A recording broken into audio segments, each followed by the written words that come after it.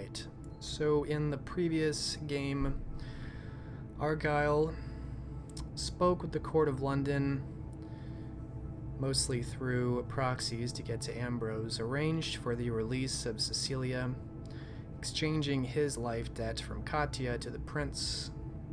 With Cecilia freed, he bid her to go to Bristol, as he departed from her in search of the Cappadocian elder of Bath Tumulus. It was there he found the elder Dionysus, sought his insight into the world and his encounter with faith from the nun. As this was going on, Katya and Nicholas went to the Benedictine Abbey of Whitby. It was there they slew more cultists, found more evidence of the dark worship of this faceless statue, and battled with a great and ferocious beast, a furred beast akin to a lupine, whose blood was malevolent but nourishing like Katya never had. And after this event, Nicholas parted ways with Katya as the encounter was a bloodbath, costing the lives of all of her men and the neonates, save one. And Nicholas was convinced this was not the path for him. And Katya later attempted to manipulate his surviving neonate Robin. However, with her mind shattered, she committed suicide and met the dawn. And Elenid, meanwhile, had held control of Norwich, was named prince of the city, and given a not-so-subtle message of support, alliance from the Prince of Lincoln, Eden Everley. Although she was also reminded of her oath of service to the Anarch Ellen Alice for some unfulfilled obligation. She managed to get some funds together, moved to a proper manor house out of her tenement building, arranged to have a new ghoul. However, upon sending her new ghoul to London to manage her business, it was learned that Gertrude had descended into cannibalism from lack of vitae and neglect, and was now under the control of the Ventru Caleb Esquire, once the brother of the now deceased Judith. But now we open the scene back in Bath Tumulus, the sepulchre of Dionysus, the hundreds of loculi, these small niches where the skeletal remains are buried into the walls like stacks or plates. Argyle, you've been working with Dionysus for quite some time now. It's getting close to the end of 1457 as you record and deliberate on the experience you had with true faith after slaying the nun. And he has helped you, but it's been a challenging path. I will take an intelligence academics roll from you. Difficulty 7 represent how well you are doing with recording this encounter.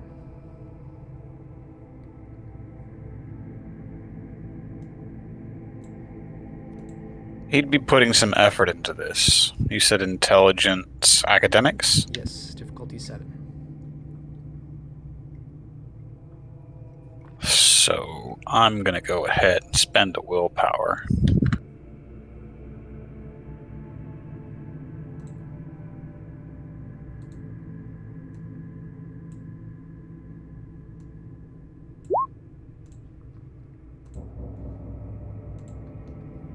Alright, 3 successes. Despite this not being your forte, journaling experiences like this is a bit foreign to you. But with the prompting of the right topics, considering how things smelled, and other considerations that wouldn't come naturally to you, you're able to focus on more salient details.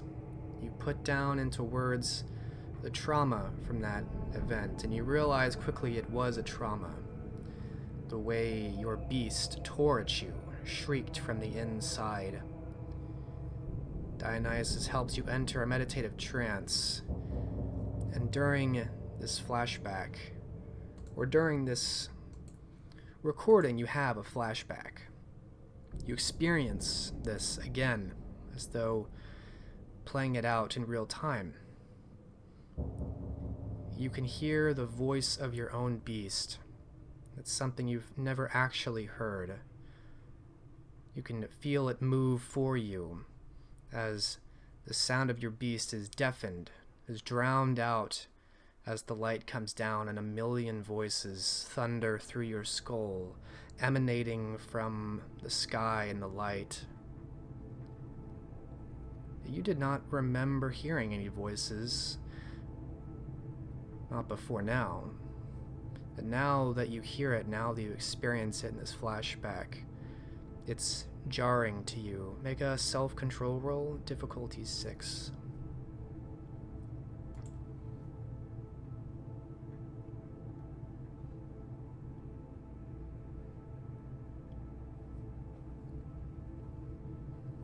This time you're better able to control it. It's not the real thing, it's just a memory, a terrifying memory, but you come out of the trance quite violently, realizing that you were about to frenzy. You were about to, again, flee from the light when you realize that you are back in the sepulchre. Dionysus is nearby, watching with a cold, stony gaze.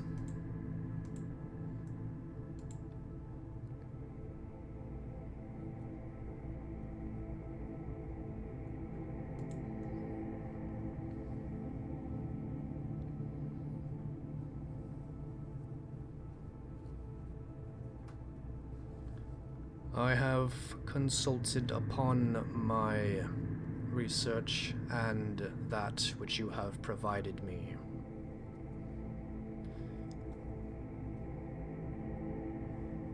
From what you have recorded, I believe what you experienced was a single syllable or perhaps a word beyond your comprehension, and it was this short utterance which scarred the pattern of your being with this fear of the Christian cross. Your memory has been repressed until just recently.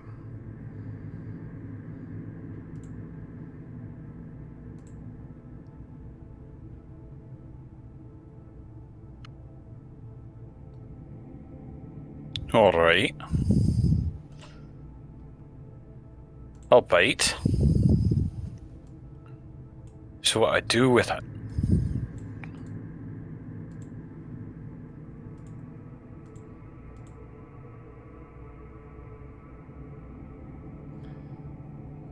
In my experience, there are 3 paths you may take toward reconciling this scar upon your soul.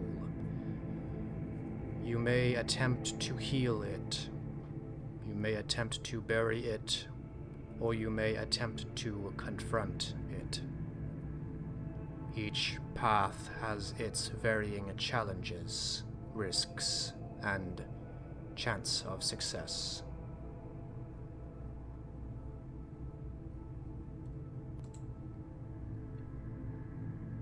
Well, I know what I would have done a year ago.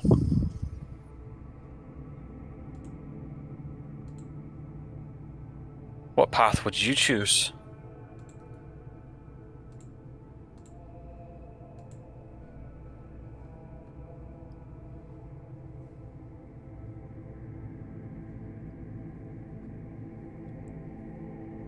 Were I to experience this, I would not have the paths allotted before you, as I have discarded the routes towards most of them.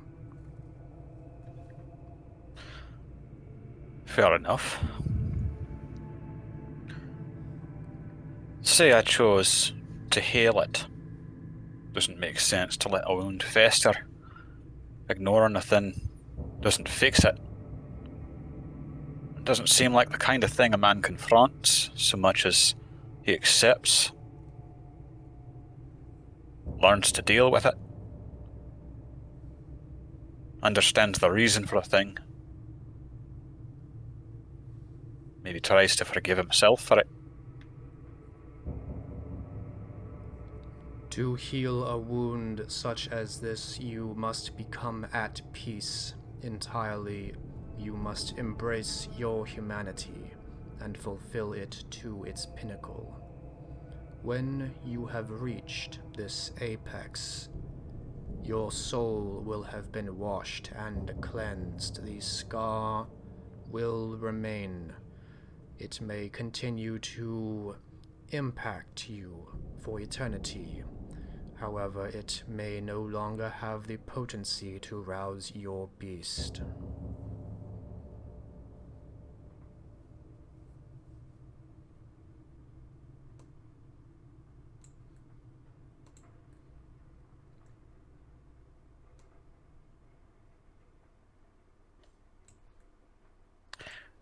You're right about one thing. It's a hard road.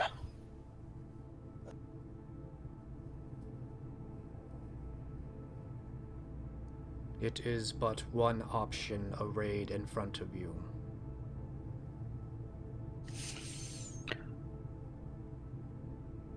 I don't like the idea of ignoring it, pushing it down, trying to forget it. Say I tried to confront it, as a man should do when he fear.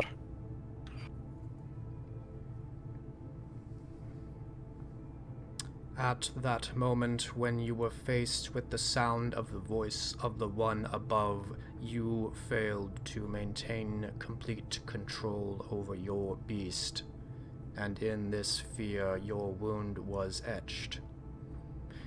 In the mundane world, there is evidence by the experimental sanitarian researchers that repeated exposure to a source of fear can destroy that fear. It is possible that by seeking the same or similar exposure to the voice of the one above, and challenging to harness your beast, should you maintain control, this may be your way to break the chains that fear holds upon your soul.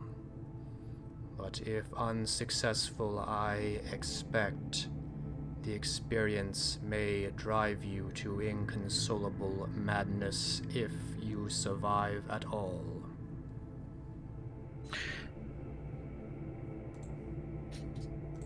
I knew I didn't like that option. There's a lot of maybes. Wherefores. It's far too much uncertainty.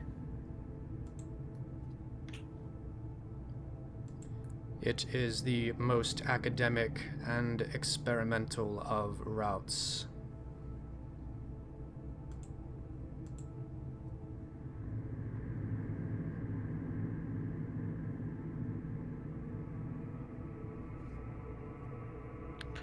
So far, I'm liking the idea of hailing it more, but in for a penny, in for a pound. What if I ignored it?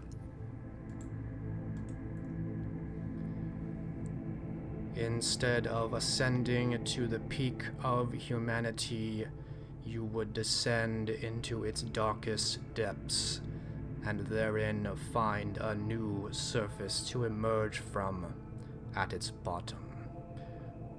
Quod est inferius, est sicut quod est superius. To find a new road to follow is to transform your soul entirely, and in this transformation discard those scars you once carried.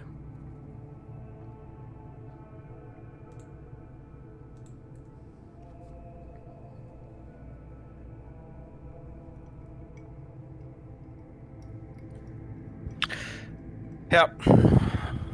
That's about what I figured. I knew I didn't like that option.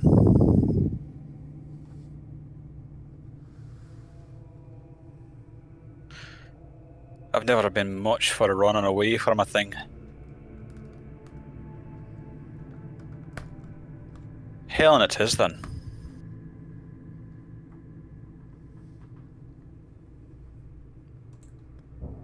the longest of journeys, by my expectation, your challenges to reach the pinnacle of humanity are significant. It is said at the end of this journey, Golconda lies for those who succeed. However, my experience speaking with the restless dead is limited upon this topic.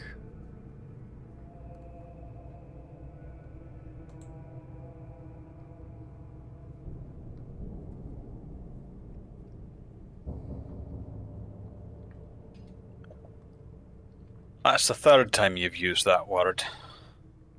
Golconda. Pretend like you're speaking to a shite-eyed Scotsman. What is Golconda?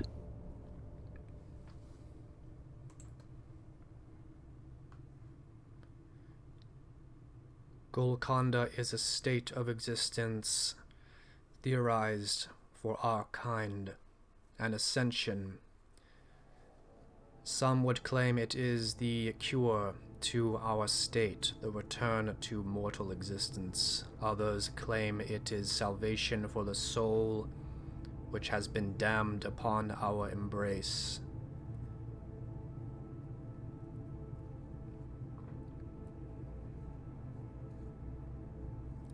I have encountered only 2 restless dead who claim to have known a being in life, on the path to have made the successful transition to Golconda, and did not join them in the underworld.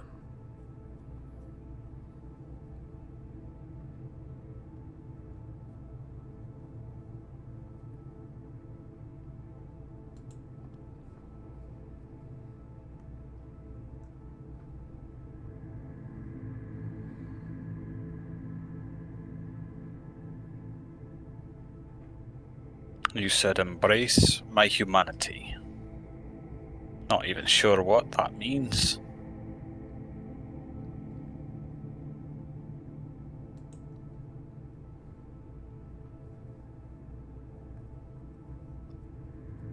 In every instance the beast will tempt you, you must fight against it. For every temptation the beast urges you, you must do the opposite. You will battle it perhaps for eternity and never succeed. Countless of our kind have tried and failed.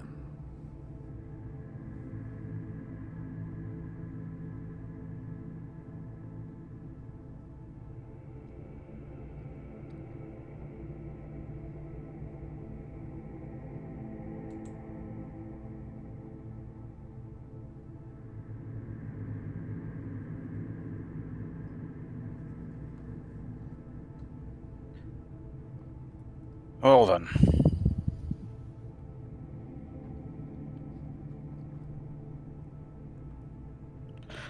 I've always been one to fight for the underdog. I suppose this time it's due that I fight for myself, isn't it?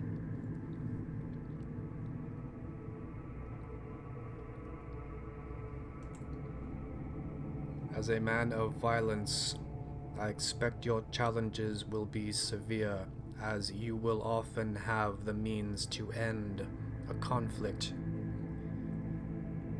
However, those means will mean ending the progress towards the pinnacle of humanity.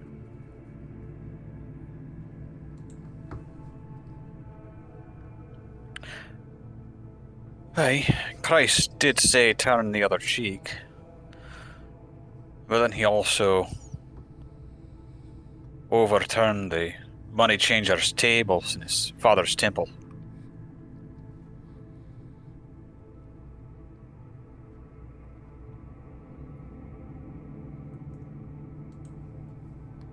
I have encountered one scholar in my existence that represented a paragon of humanity. They resided in the place known as Jerusalem in the Far East. from here.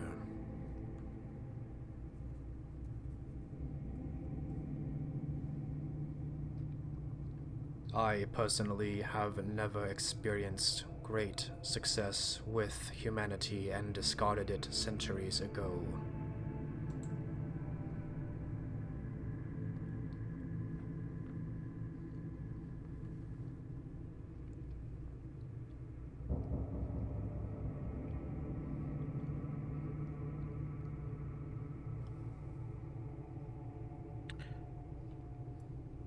The Holy Land. You wouldn't happen to have a place I could send post? A description of the man?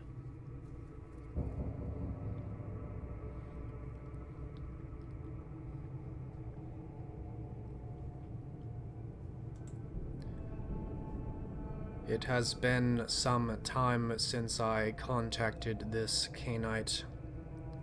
I will review my documents and find the last note of transpondence. I will provide you the information of this individual.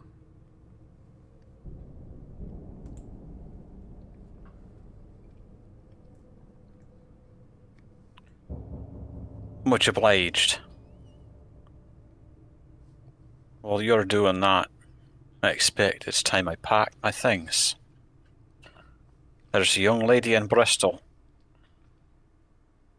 and another in Norwich I need to see about.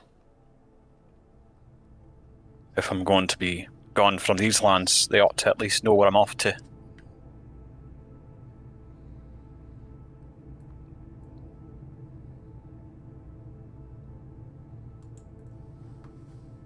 This seems most reasonable. I am content with the exchange we have had. I trust you will not divulge the information of my haven to the Giovanni should you encounter them. Argyle will extend a hand towards Dionysus, fairly expecting him not to take it. You've my word. And I'll sign a blood contract to that effect.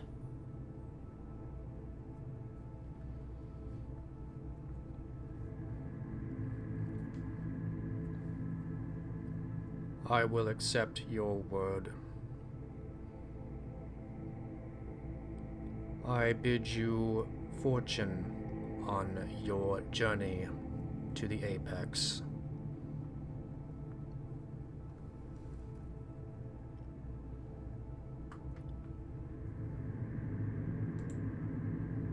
Aye, and if I manage to get there,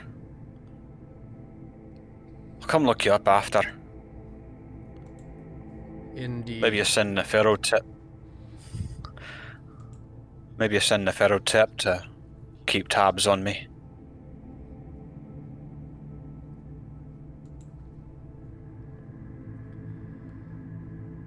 If you are successful and your mind remains intact beyond, I would ask that we discuss your experience with me. I would trade great favor for this knowledge. Well, if it's my choice to send to the apex of humanity, as you put it, then I expect by the time I arrive there, whatever knowledge I've gained along the way will be yours for the asking. No favours owed.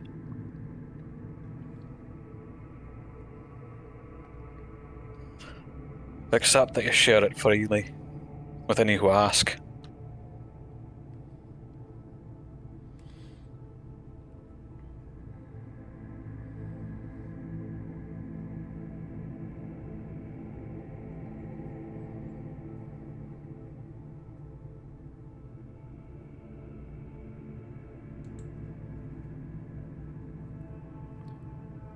You may depart at your leisure.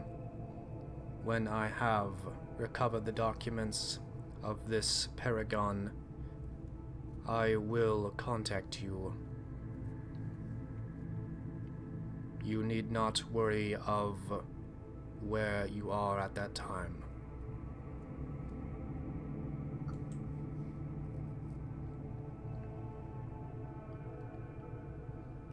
Fair enough. Take care of yourself, Dionysus. You're a good man.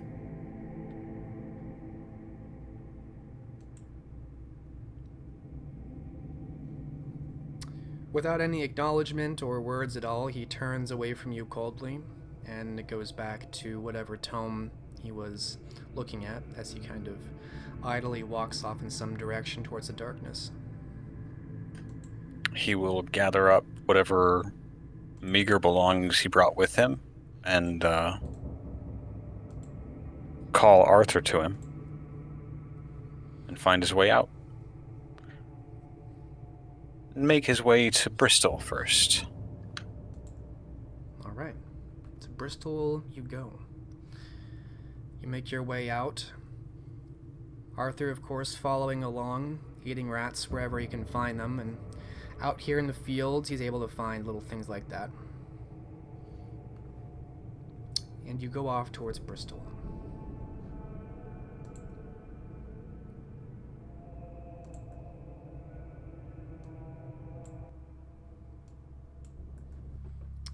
Meanwhile, Katya, you are, except for Roman, bereft of any servants or soldiers. Although Bastia encourages you, saying you've made excellent progress, there are but 2 temples remaining that he thinks will be critical to replacing this undeserving creature from its seat of power. It recommends you go to the place called Manantol next, once you have what you need.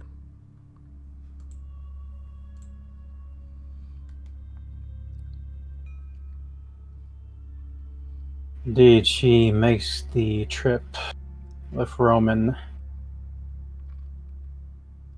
back to Norwich.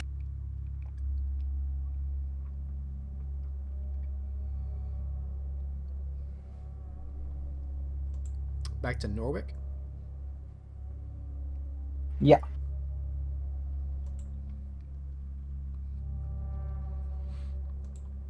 Well, that should be an interesting scene once we have Sarah.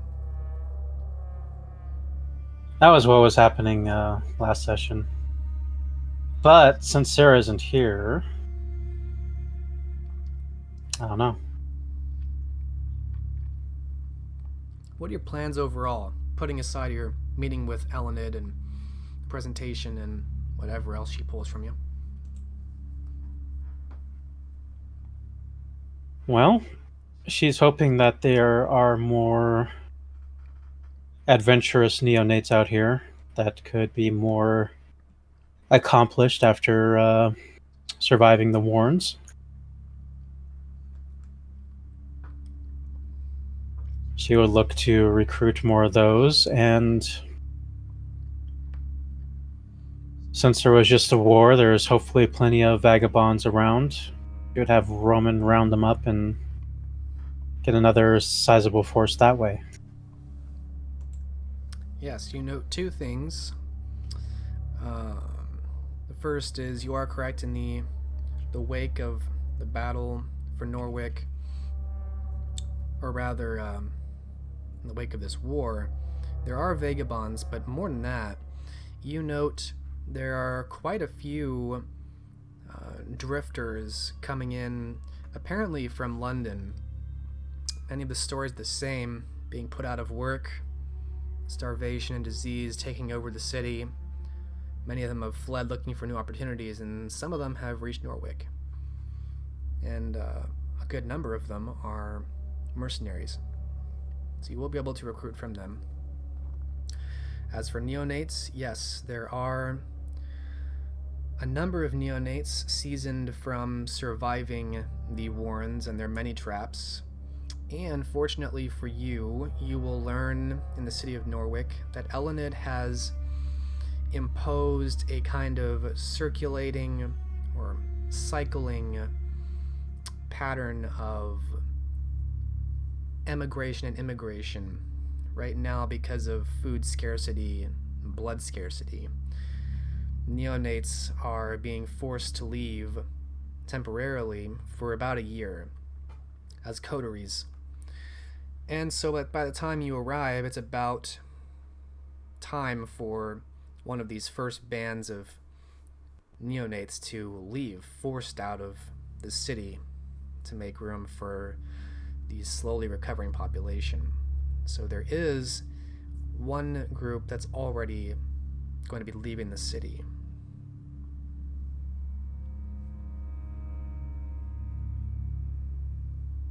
She'll work on attracting that one right there. All right. I'll say you manage to find out where they're kind of domaining until they leave, and you arrange for a meeting with them in their cottage. It's we'll say a fairly young group of neonates, although they did survive the Warrens, so they must have some ability to survive and some cunning to withstand that.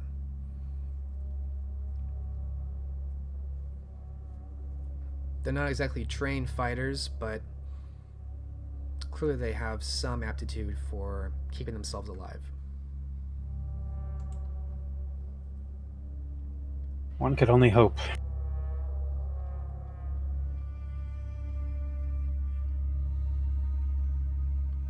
She'll probably try to attract another coterie or two after what happened last. It can be safe to assume the enemy forces are bolstering up, and the next one will be even more deadly than the last.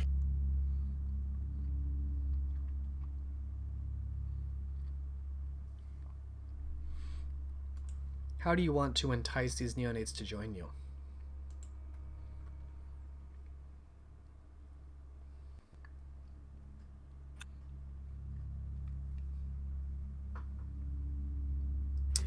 She wants to entice them, since they're in Norwick, and Katya was at the site of Elenid.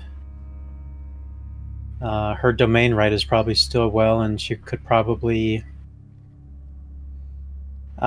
get these other coteries prominent or permanent domain within these lands. Pretty much playing off their greed. Alright, give me an intelligence politics roll just to assess your kind of knowledge of the situation and what you can promise them and what's realistic in this climate. Standard's fine. Okay.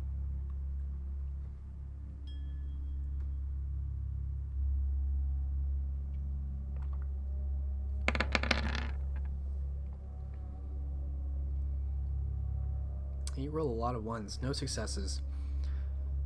You're not really sure what you can and can't promise them about domain. It's kind of unclear. Maybe you can do everything you say. You do have... She's gonna go with that. Go ahead. Yeah, she's gonna go with that, even if it's not true. She wants their lives in this battle more than actually fulfilling promises. Perfect. Give me a manipulation subterfuge roll. We'll go standard difficulty. I will roll for them to detect.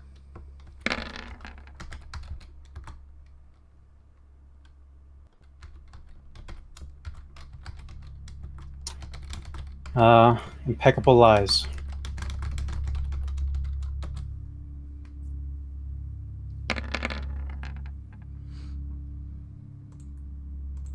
Well, they rolled terribly, and you got 3 successes. Your presentation of this, just as these neonates are leaving, is exactly what they were hoping to hear. You find out they were really looking forward for, some kind of adventuring opportunity, something that some older vampire might have for them to do for a little while. Then they could come back, and this is exactly what they were looking for. They'll gladly join you, and they will get some domain out of it at the end. Exactly.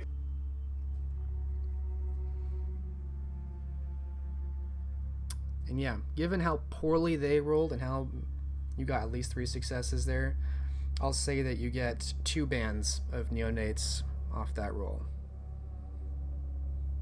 Fun. Numbers help. How has Roman been doing? Give me a perception empathy on how Roman's doing. Okay.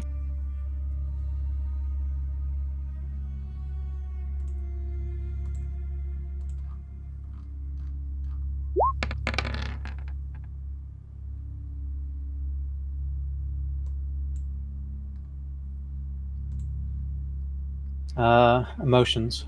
Wow. 8 successes with your specialty. That is a lot. You have a I'm never going to get a good roll like that again. well, you have a very deep insight into your ghoul, which makes sense because they're your ghoul. You have been paying attention to Roman pretty much from the beginning, and it's really paid off. You've seen him kind of evolve. When you first met him, he was this wiry little thug that, if he was lucky, might have stolen a pearl necklace before getting caught by the sheriff and hung. And you have transformed him and elevated him in many ways.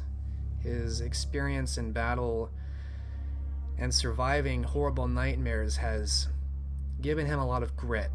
He could survive a lot of things that would kill most ghouls, you think, at this point. He's also become a bit macabre. You've seen, especially from your battle at the summit of Pendle Hill, he has gotten increasingly dark and sadistic, which to you may not be that much of a concern given your proclivities, but you can tell there's excitement in him at the idea of hurting people or abusing the helpless, taking advantage of women that can't do anything. He's becoming more horrible by society standards almost each week.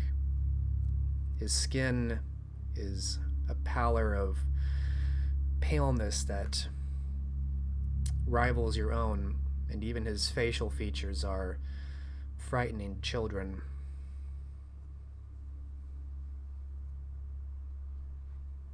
I wonder if he's attached a Bane or something similar, like what's her name? The Ventru. Do you have any aspects? Robin. No.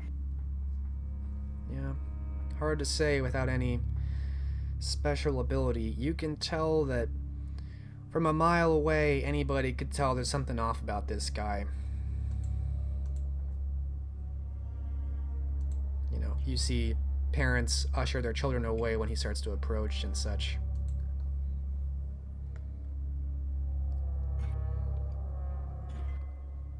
Right. So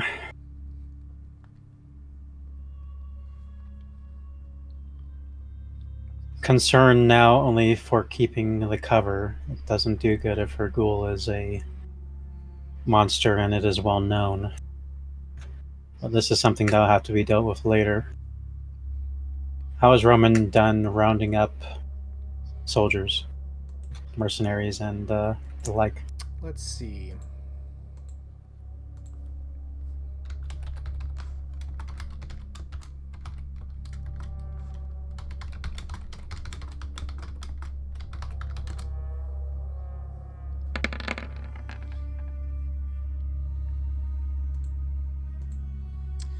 Roman does an excellent job.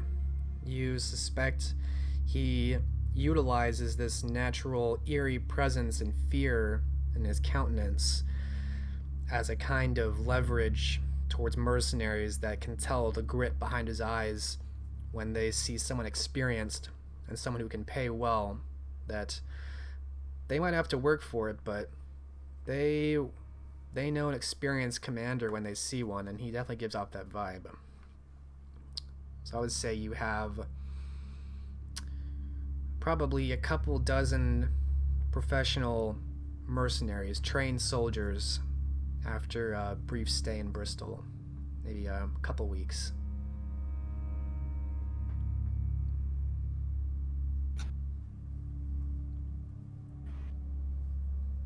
Knowing this about Roman makes Katya wonder if she's somehow attracted some sort of corruption. She'll ask Basha about it.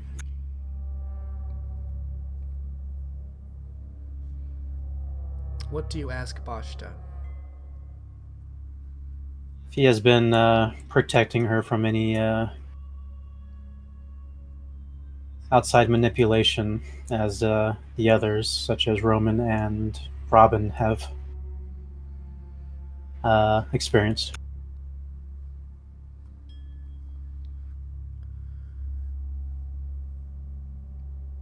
No, my child, there's no concern for any manipulation. Roman likely has some horrible, deep-seated desires that are just now coming to the fore. I have sensed this lurking within him, and I suspect you are unleashing it. There are perhaps some dangers when delving into the work of entities like this creature we are facing, but it is part of the exercise in replacing unwelcome powers that you may get a bit of it on you.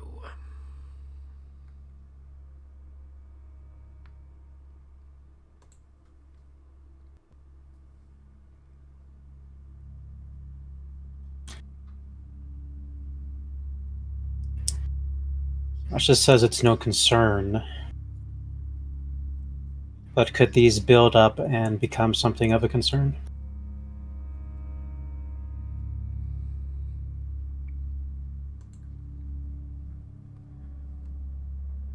If ever the layering of this, whatever you believe is afflicting Roman becomes too concerning, you may merely replace these agents, much like a shovel coated with too much dirt and ash becomes dull. The blade must be replaced. Shovels can be made anew. These are merely tools that can be put away.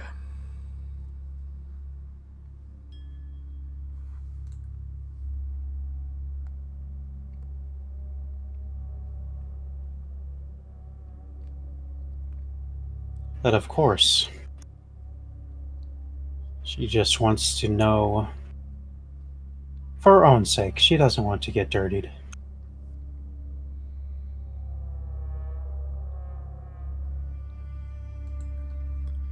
My child, you have no concern for becoming dirty any more than a lake has concern for becoming wet.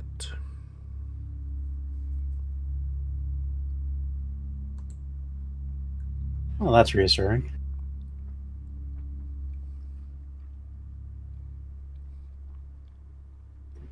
Katya is bolstered by this information.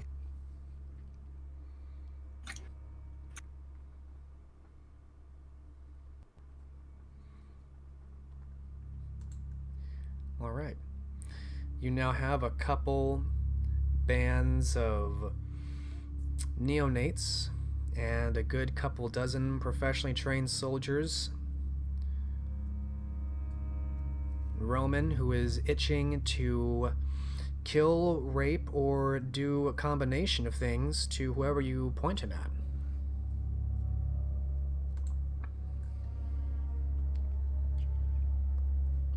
Um, keeping the promise, she would write a letter to Nicholas, seeing the force assembled, and of course, interact with Elenid and figure out what's going on with Norwick, as this technically is her domain. Yes, we can play out your scene with Elenid once we have an Elenid, and it will kind of be in the midst of you doing all these preparations. Fair enough. With that, then, I don't think there is anything else without a talk with Elenid. So, other than that, she would head over to the Circle of Standing Stones next. All right. And to give a little bit of leeway for whatever you and Elenid may get up to and all your preparations, your return, I'll say that you're getting at the end of 1457 as well, at the end of all this. And it will be just the beginning of 1458 when you set off towards Manentol, which is in Cornwall.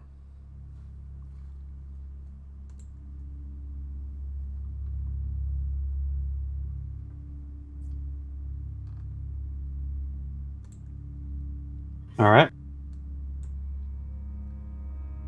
Okay. Meanwhile, jumping back and forth. Argyle, you depart from Dionysus with your cat Arthur. You arrive in the city of Bristol, the Prince Kincaid. You know that somewhere in here is Cecilia. What are your overall plans at this point? Well, due courtesy, of course, he'll make sure he presents himself. And then he's going to seek out Cecilia. Somewhere along the lines, he's going to leave word at Nicholas's Haven of his destination and goals and where he'll be going before he leaves England, just in case Nicholas wants to catch up with him or bid him farewell, what have you. Okay.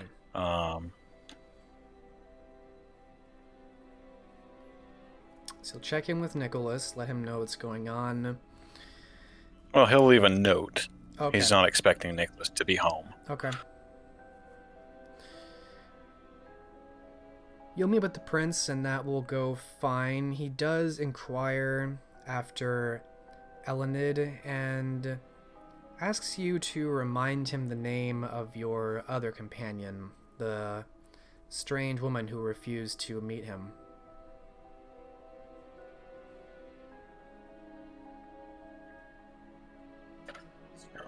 As far as Ellen is concerned, he'd basically inform him, well, I've not spoken to her or seen her, anything of her since London, after Norwich was taken. And then I missed the rest of what you asked.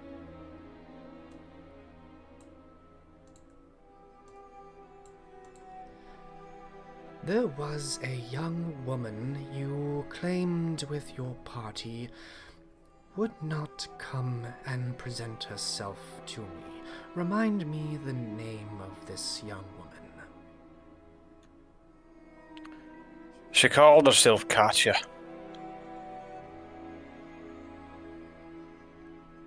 Did she explain why she would not present herself?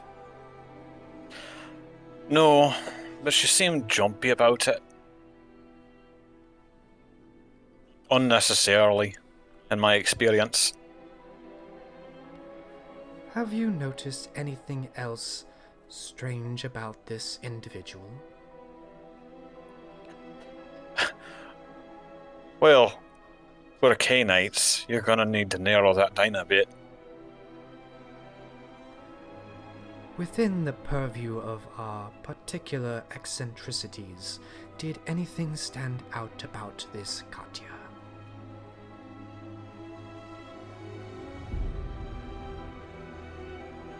Well, not compared to another Cassandra, no.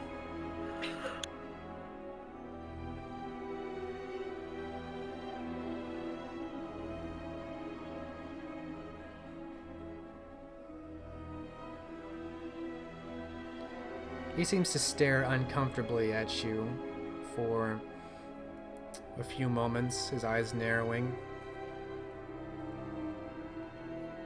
Thank you, Argyle. You are free to go.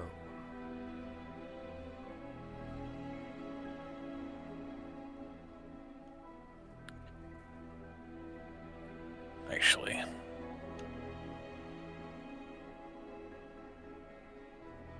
Before I forget, would Pembroke still fall within his domain?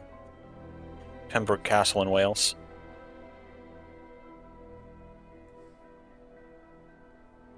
Let's see here.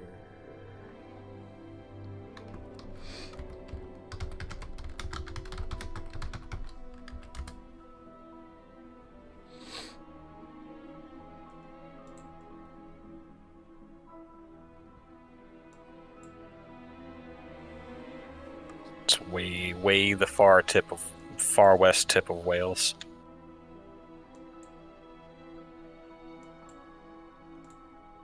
Oh, no way. Not in Kincaid's.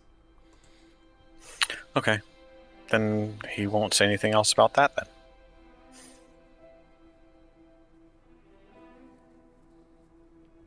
So he'll nod a bit and go off in search of Cecilia. All right.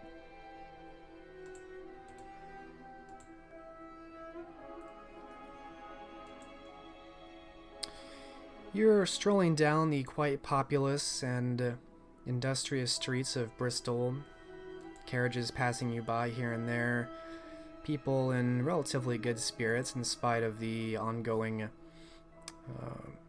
witch hunts. Things are fairly normal here. And one of these taverns, you see a woman step out, quite gorgeous, in a nice dark golden gown. And you recognize Cecilia stepping out. And it looks like she's got perhaps a meal on her arm as she's leading a very drunk man away from the tavern, but catches eyes with you. He meets her eyes, but keeps on walking. He's not going to disturb her. He'll wait outside the tavern for her. You can tell, you can't hear what she says, but you hear, or you see her mouth move again as she returns to whatever glib discussion she was having with this drunk man as she walks him out of view and down a narrow street and probably into some alley somewhere. It's about 45 minutes later, you see her approach alone, coming back towards the tavern, and looking up and down the street this way and that. She dabs at her lips for a moment before crossing the street and approaching you. In this time, Argyle has found a seat on a barrel and is idly whittling away at a stick. It's not got any obvious intent behind it, just shaving off bark and whatnot.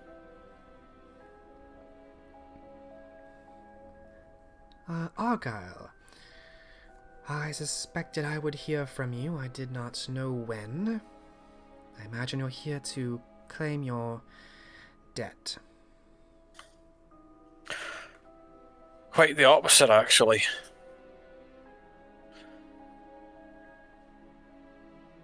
Well, that depends on how you look at it, actually, I guess. I mean to quit England.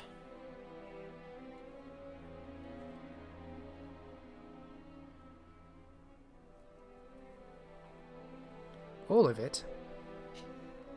Aye, all of it. For where, the Ire? Nay.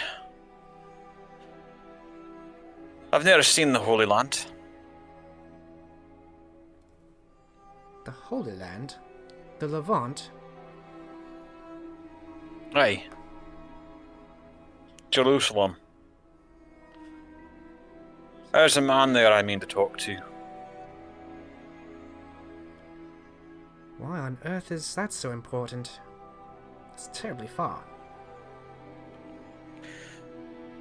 Some of the best journeys are the furthest. And the most dangerous. A road's a road. I'll be fine.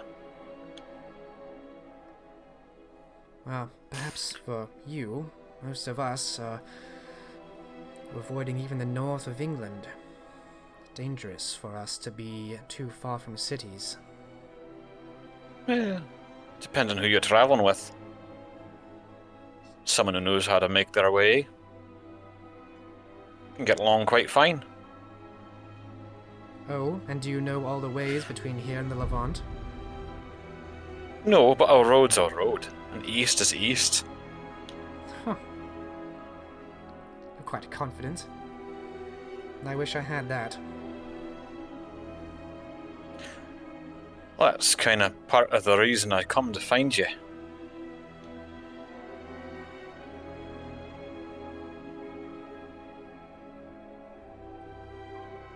And how's that? But it's a long road. And I expect it'll be a lonely one. I wonder if you'd do me the courtesy of joining me. It's not me calling it. You're free to refuse. And if you choose to refuse, I'll absolve you of whatever boon you might owe me.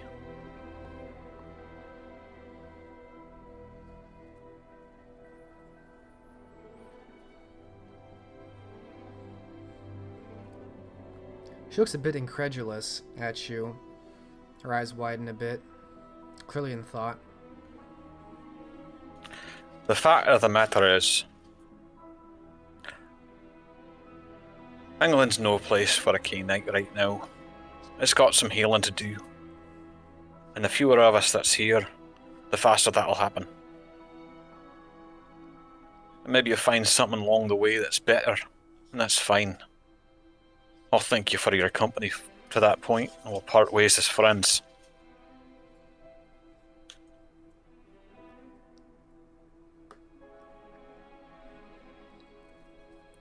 She looks up and down, seeing who's listening before kind of approaching closer and speaking in a lower voice. My son may still be here, somewhere. I cannot just abandon him without knowing for sure.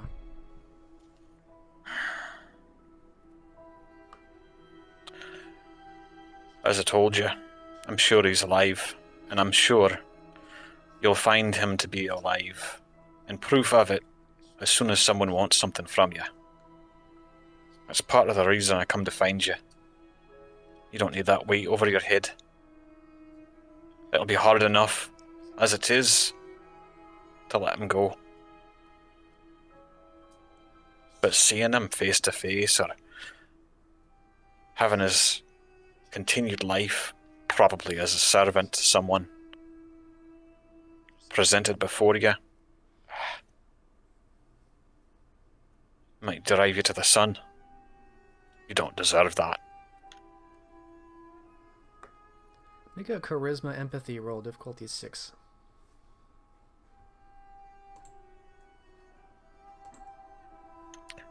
Does gaining trust apply? Yes.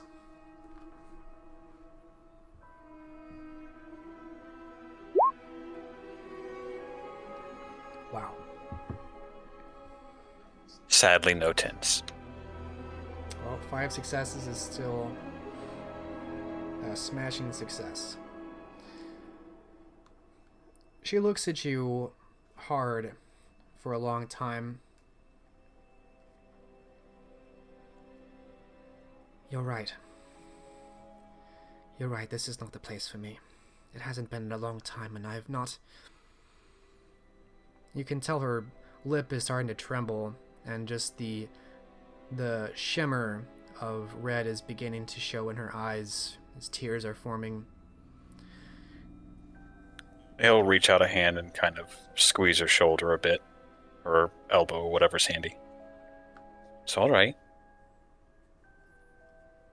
It hasn't been a place for me in a long time, and I haven't been able to accept that.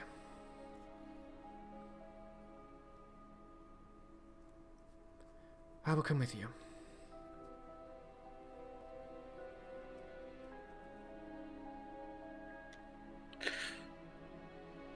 Much obliged. I've not much, but what I have is yours to share. I promise neither one of us will starve. Well, that makes two of us not having anything. There's nothing holding me here anymore. He'll pat the barrel beside him to call Arthur up. How do you feel about cats? The scraggly, crooked-tailed cat, mangly fur, hops up, looks around, curious, interested. He'll scratch the cat's ears. As long as there are no fleas, I suppose. I have a few dresses, they're quite sensitive.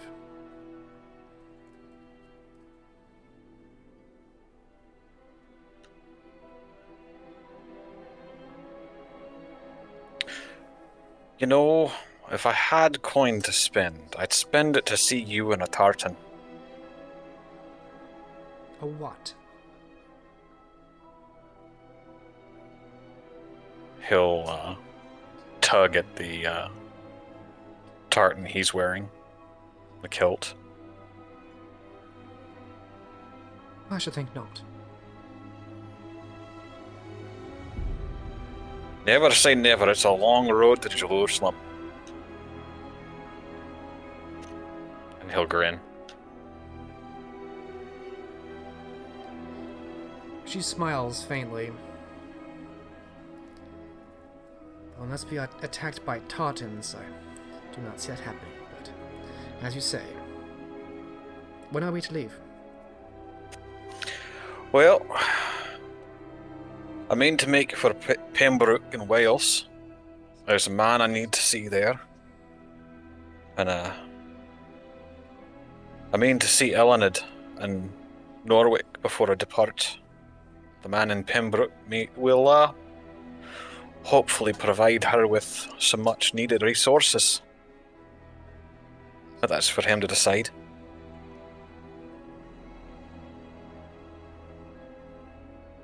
All right. Well, We'll leave when you're ready. Take your time. It's no rush. Jerusalem's not going anywhere.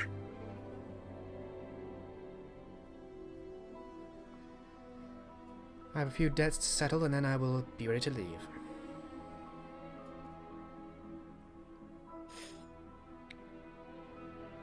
If there's anything I can do to help you repay him, I have a few bones I could trade.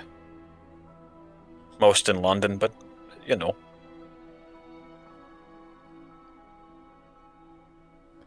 Nothing I can't handle.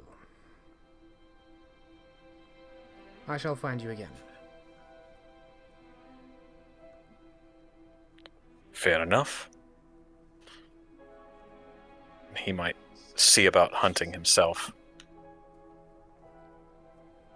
All right. So Cecilia makes her way further down the street away from you. And I won't require a hunting roll. You can pretty much do that at your leisure. There's no time constraints or anything making it dramatic, so we'll say you can hunt as you need.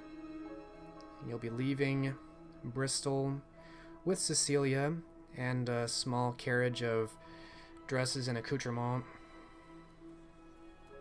Seems like she's had a little bit of silver saved up, at least.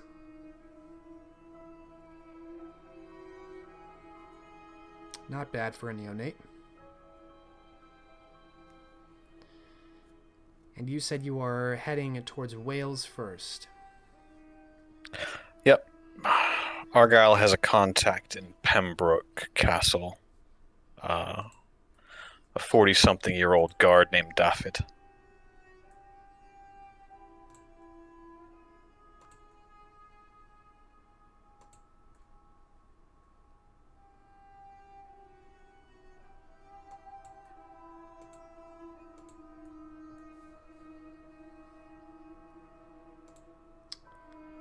All right.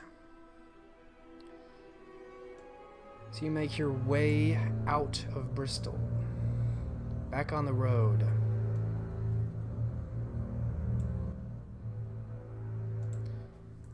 Back into the lands of Wales, which you've not been in for quite some time. You pass many impoverished farms and villages along the way. You can tell even from just a glance that this country has not recovered economically much at all since England invaded it to put down Welsh rebellions. Within this last century, the evidence of some of the still burnt towns shows that there are some places that still haven't even recovered at all, haven't been reclaimed. The country as a whole is not doing well. You make your way to Pembroke Castle. You said you wanted to speak with the guard there, named Daffyd? Yep. Alright. I'm gonna say he's one of the bridge guards that's more accessible to those who pass by before reaching the castle proper. And so, going in one evening, it's actually relatively easy for you to find Daffyd. At first, he approaches you with his hand on the hilt of a sword as you begin to approach the castle. And Argyle will approach with arms widespread and a big grin. Aye, that's close enough. Argyle? Daffyd, you little shite. Come here. Ha! He takes you in for an embrace. What are you doing here? Oh, seeing old friends. Don't mean to be in England for much longer, it's taking a turn. Aye, that's what I hear from travellers that make it this far. Where are you going? Oh, well, you might find it hard to believe, but I'm going on a pilgrimage. No, really, where are you going? The Levant. The Levant? Why in the bloody Yeah. hell would you go out there? Here, tell there's a fella I need to talk to. He'd better be a damn rich one. But a damn smart one. Well, smarts don't pay for their wife and children, do they?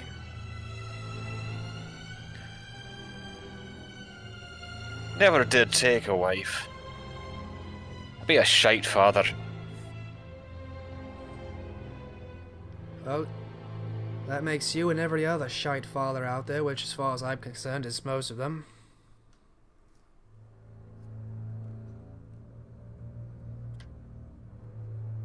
There was something I come to see you for. I've a friend out Norwich way. Could use a few strong arms. That's loyal.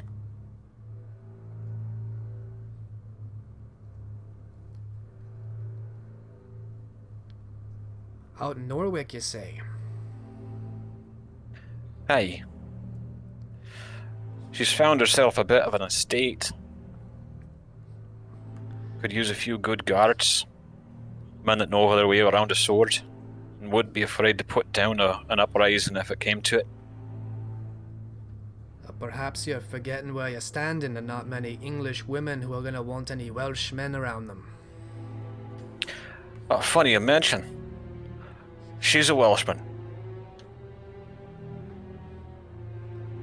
hell's she doing out there? That's a hell of a long story, Daffod.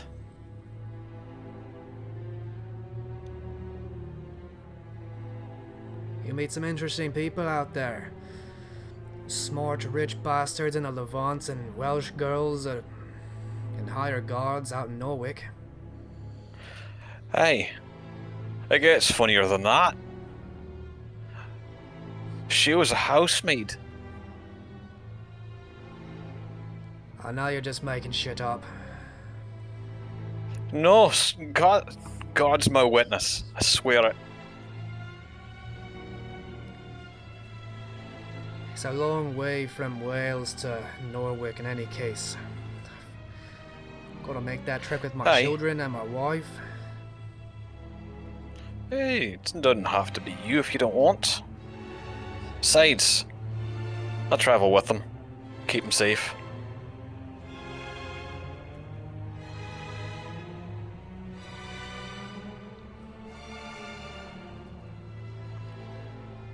Well, it's got to be a bit better than here. Although this is our home. It's seen better days. Think of it like this. Where do you have a better chance of stabbing some stupid Englishman? Here or Norwich? The fight's out to me. These days I'd rather retire on a farm with fat cows and silver to spend. I know my way around a blade, but I'm tired of using it. It's fair enough. I won't begrudge you your retirement, but I would ask if you couldn't point a few men my way.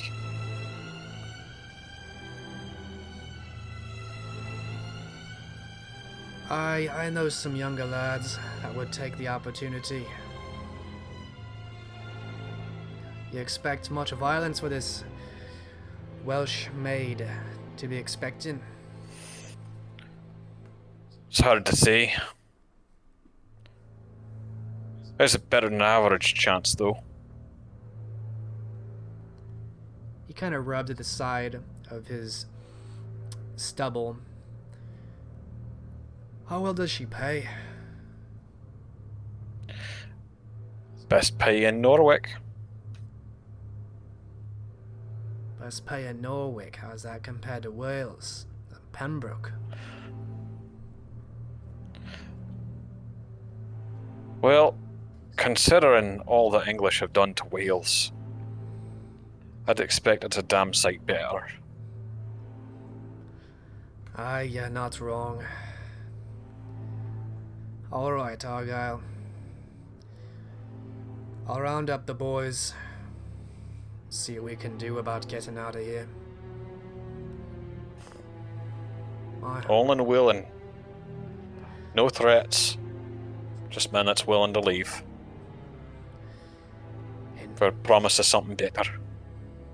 In truth, my lord hasn't paid us in 2 fortnight. The men are likely to go or become brigands anyway if they don't get paid. Better this than that, I suppose. Aye, at least it's honest work. He nods.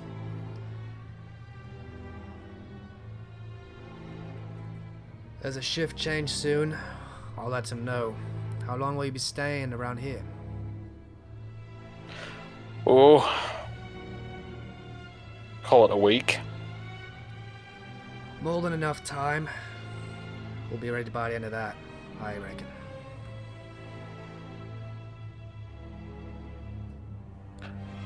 Think it'll help if I come talk to you.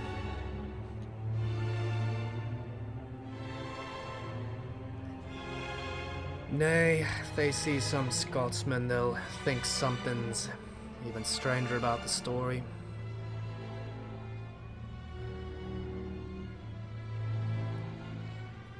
I'll save that for the road. Fair enough. Might tell him about Glendware.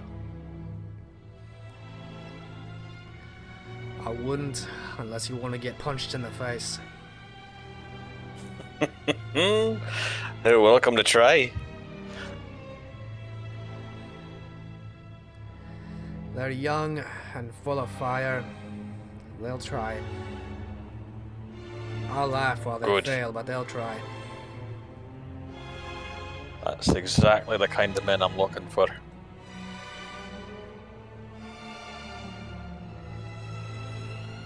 He nods, smiling. Well, I best be back to my post and appear to be guarding someone who's paying me. You put on a good show there, Daffod. Take care of yourself. I hope you'll join us, but I understand if you don't. He nods as he turns back, the chainmail clinking a bit as he turns back to his post. He'll go back and rejoin Cecilia.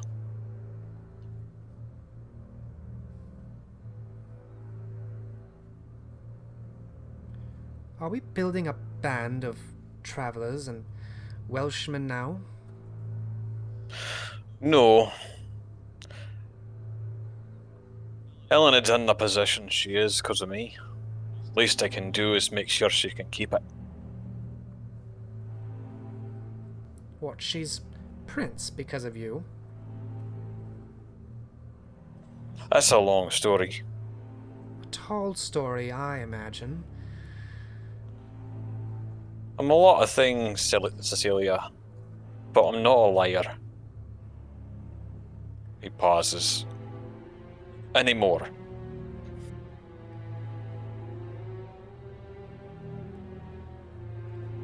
Well, I'll have to ask you how you did that trick so you can make me Prince one night.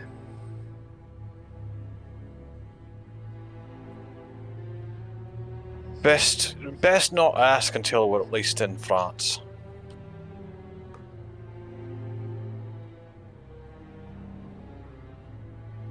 She kind of shrugs.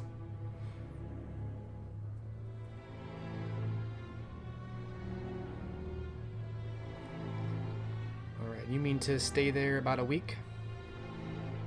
Give or take, and then make for Bristol. Okay. It will take about that long.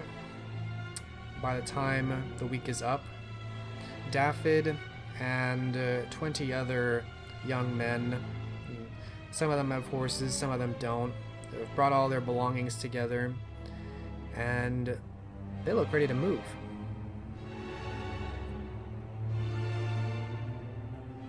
You said how many approximately? 20 men, along with their wives and children.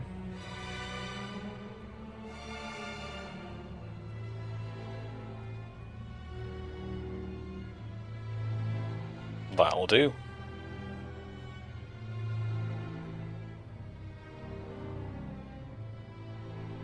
Okay. He will lead them off across England and do his best to keep them from suffering from exposure overmuch.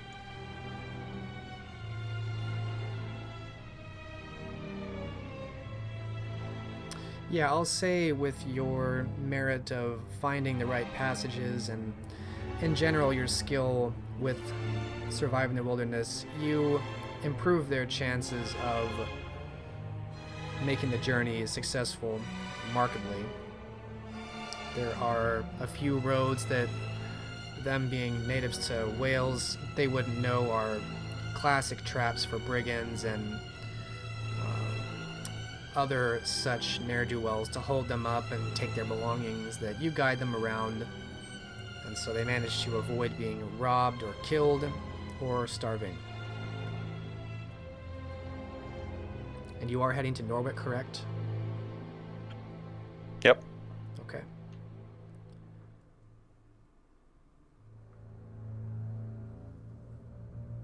I will say that at this confluence of events, you are entering Norwich and reaching it just about the time that Katya is going to be departing it, just in the beginning of 1458.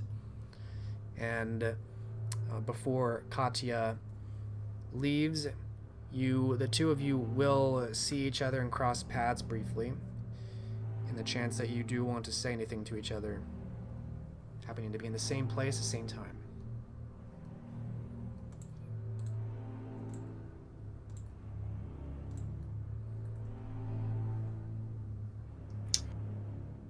Interesting.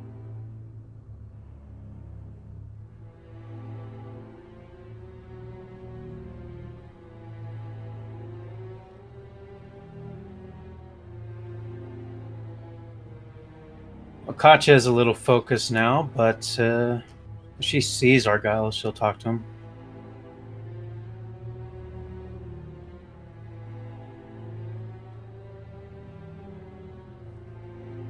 Yeah, Argyle's not making an effort to hide himself. Well, any more than any Cainite might.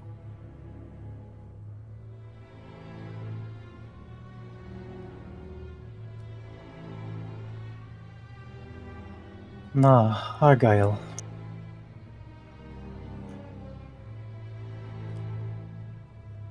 Aye. You're still alive. The roads must be treating you well. Aye, they normally do. I don't die easy.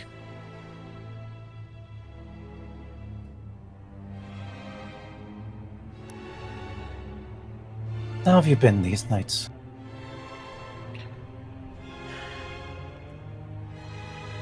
You might not believe it, but deeply studious. That's so. What has taken your interest?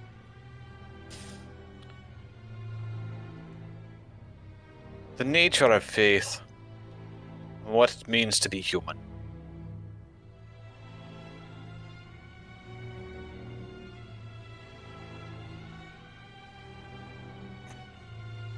Ah.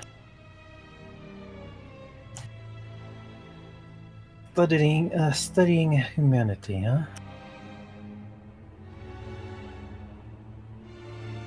Well, I expect all that we do for the most part is study humanity. Our lot. It's how we get by. Understanding how they go about their day-to-day lives, what their motivations are, their hopes and dreams, and then preying on those.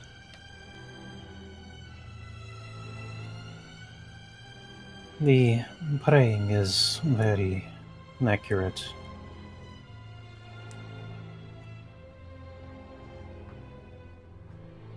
We have to become something quite different from humans. Have we, though?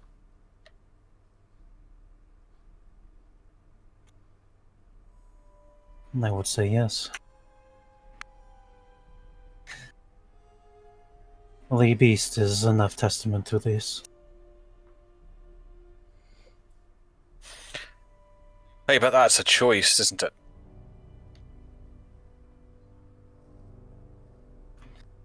The beast is a choice. Hey. You can choose to let your baser self rule your actions and drive you to do things that you regret later. Or you can just not do that.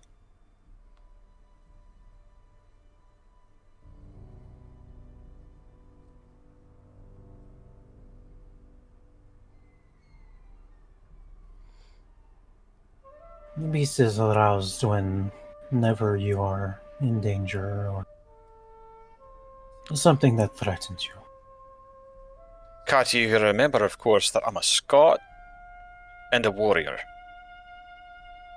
I'm no stranger to rage, the thrill of battle,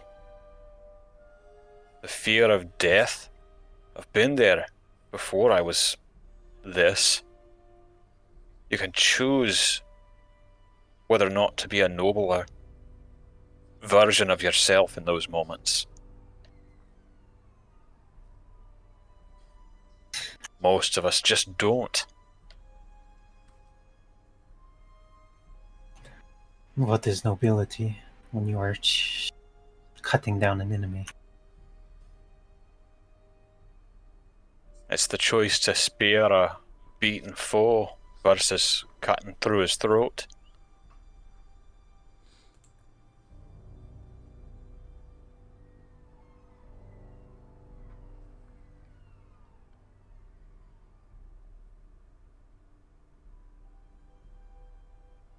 Why would you seek mercy in any situation? It's not for me to seek mercy. It's for me to grant it. That's my choice.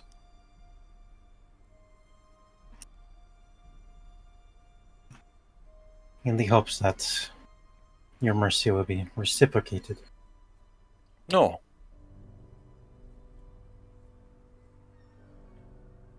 See, it's in the granting of mercy that we reach that nobler version of ourselves, because it's granted without seeking repayment.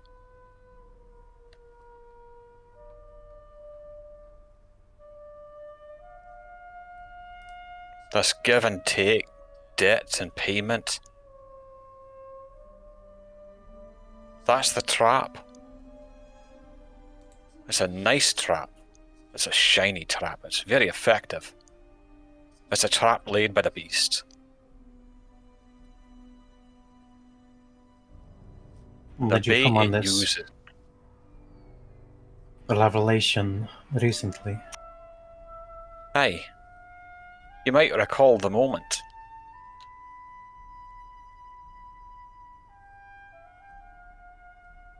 I did notice you acting differently, but you still seem to have taken boons. Aye. I did do that. I had some time to think on that moment.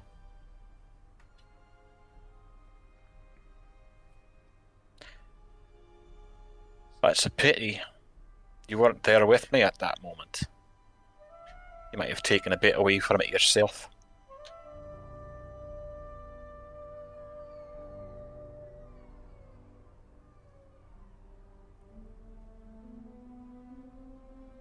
Well, I cannot say what I would discover had I traveled with you. But I have been keeping busy. Aye, I'm sure you have.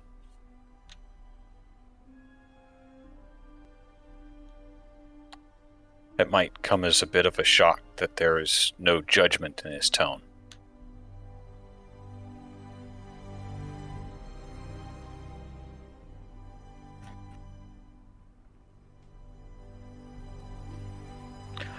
And as for granting mercy, which is my choice,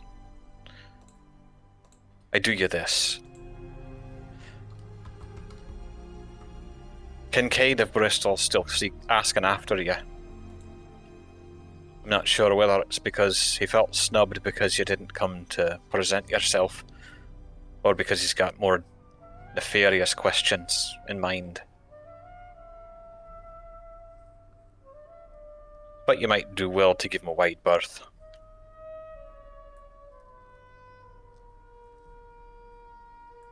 And I still occupy that one's mind. I see.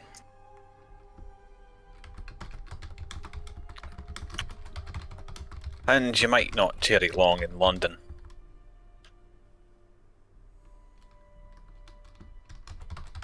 Why is that? Well, in order to do right by another,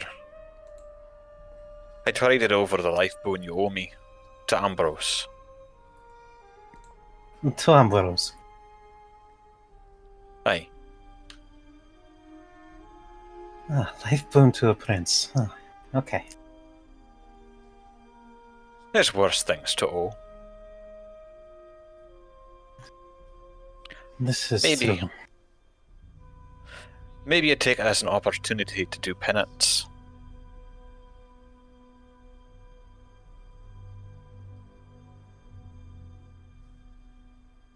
Penance.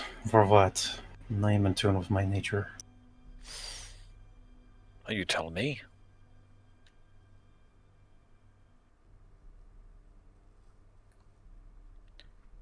I know I've sins enough to account for over lifetimes. Dozens. Who among us can't say the same?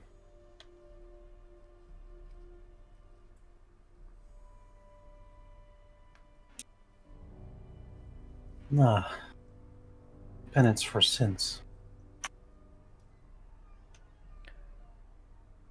Both ecclesiastical in nature and personal slights.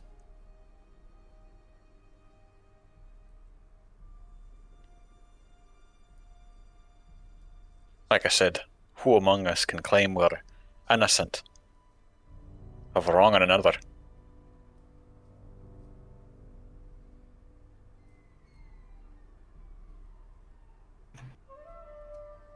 You are correct in that. We have all done something.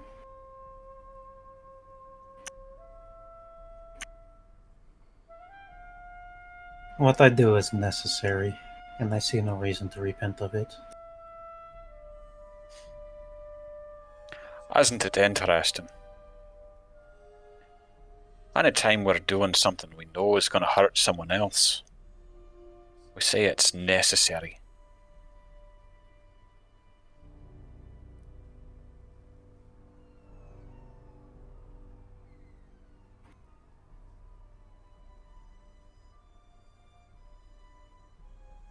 Ah, yes.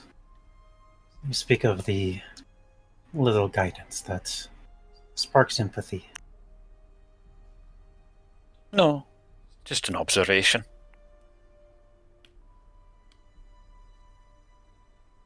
When the Covenant decided it was time to sack Norwich, it was necessary. When Ethelred decided it was time to shatter England's economy, it was necessary.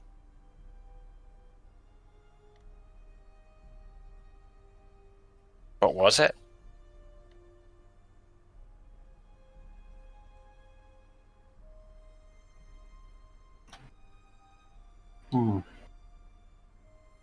Necessary to cause suffering to others,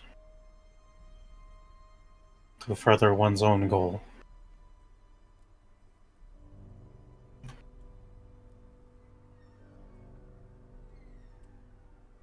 And at that point, yes, necessary to pursue that goal, and that is up for question. Like I said, I just find it interesting. The choice of words, that common thread.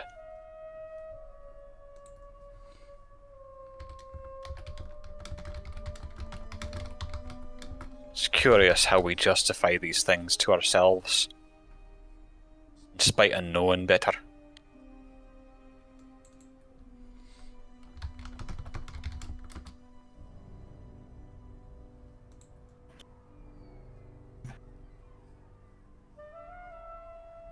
Now that you pointed out, it is an interesting observation.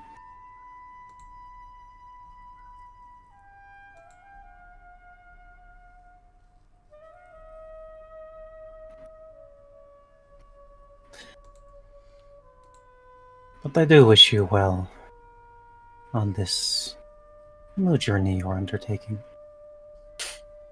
Aye. I don't know if you'll see me again. I might die. You're always one close to battle. Aye. I was.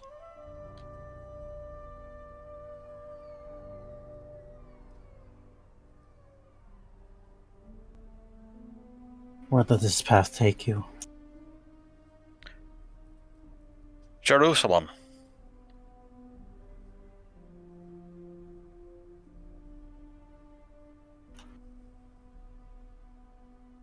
All the way out there. Aye. And the neonate Cecilia has agreed to accompany at least part of the way.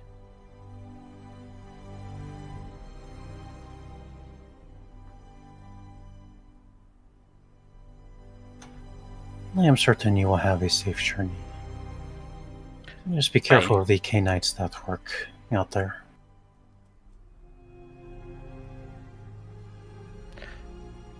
I'm none too worried about the road between here and there.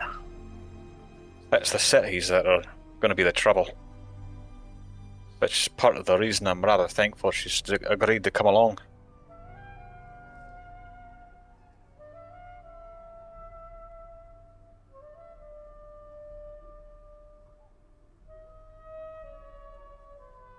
Not that this is my home, but do you plan on returning? That is an excellent question. I suppose if I live, I've made a promise to come share the story with a certain someone.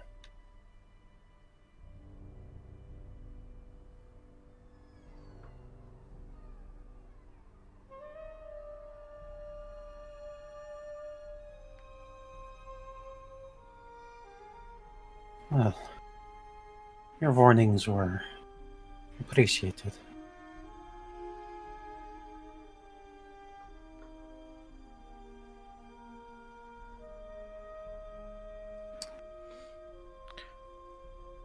And for whatever wrong I might have done you, either directly or through actions, I hope you find it in your heart to forgive it.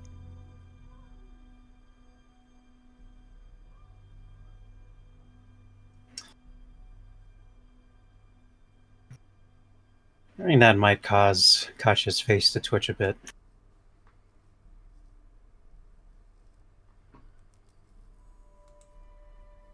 Yeah, give me a willpower roll. Let's see if your flaw comes out. Faced with such virtue.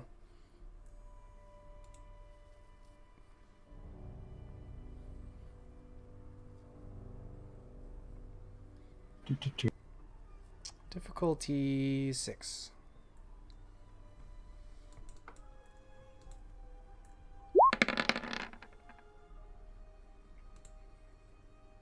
Alright, you feel your lability coming up. You feel the urge to spit in his face and turn away, but you gain control. And Argyle, it's obvious to you there's like some inner battle in Katya's expression, but she regains it within a couple moments.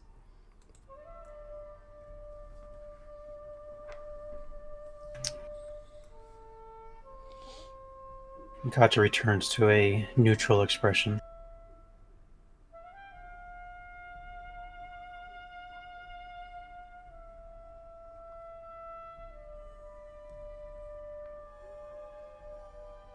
It is enough that you did not wish me any memorial, and that the boon is no longer owed you. I don't know that I ever wished you ill.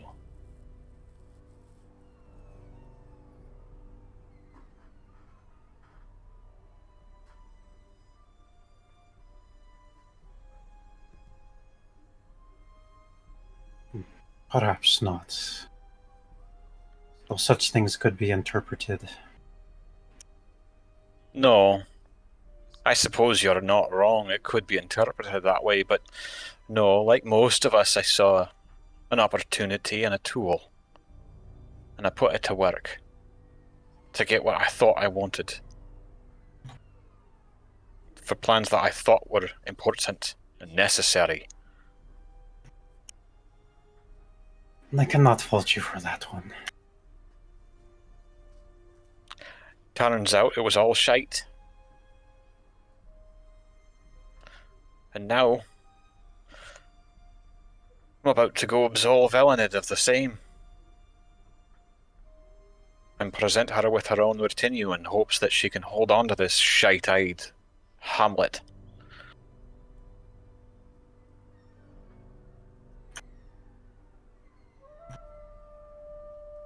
Does it do better for you to leave rather than stay and help her?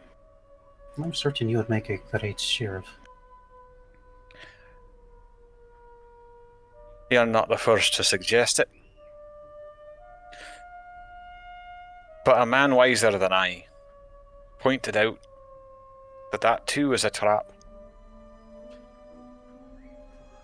sheriff would just be asked to strike down and punish people who are doing what they think is necessary. Tripping over arbitrary laws under a prince who sees them as little more than pawns. Not to say that Ellen is that way, but I think I've wronged her more than I knew at the time, putting her in that position.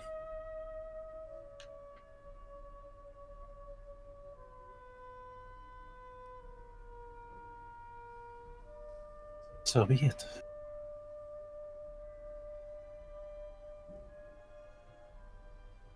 This may be the last time we meet, whatever either of our fates are.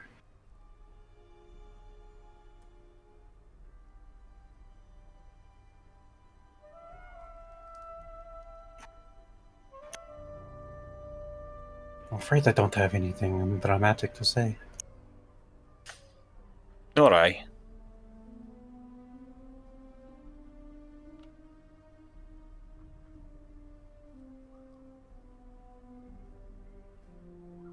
With that, Katya is content to give a respectful nod to Argyle and begin to depart.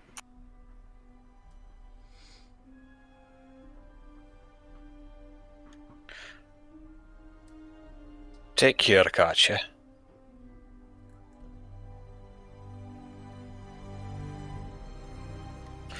I hope you find what you're looking for and that it's worth whatever effort you've expended to get to it.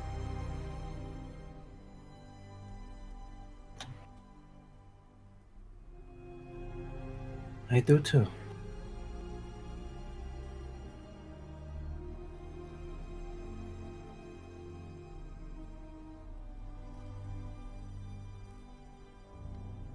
He'll nod a bit then and turn away.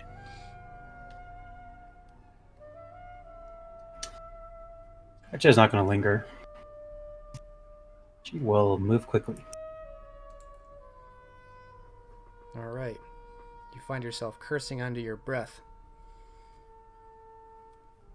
making your way out of here and soon departing with your band of marauders. Off to go do horrible things. And at that, the scene will fade. And we'll take our break here. Come back in 15. All right. All right.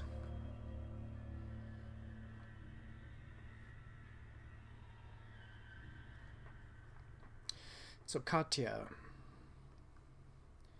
you have recruited a new force to fight for you.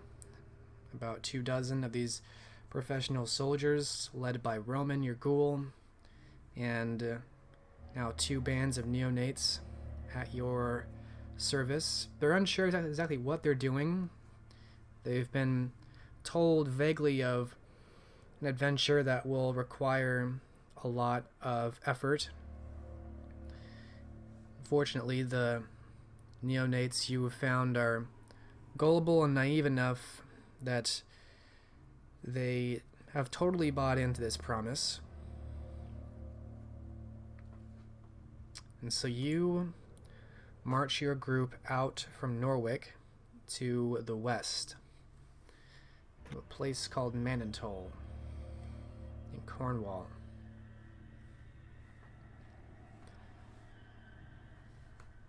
All right. So the place you travel to is very remote. The land is very good farming down in the south. Down here in a nice and even flat ground, fertile land. The air is crisp, no trees for a great distance in all directions, although there are some rocky outcroppings on the plains nearby. And as you approach this part of Cornwall, you can tell up ahead is the collection of standing stones in general. What is your overall plan here?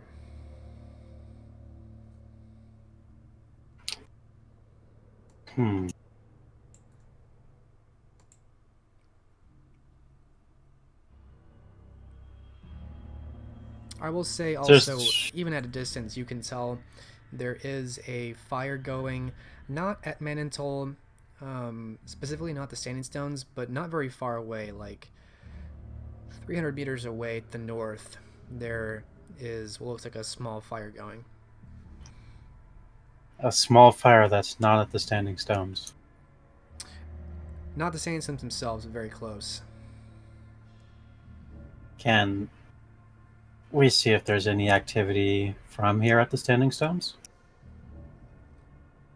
Give me a perception alertness.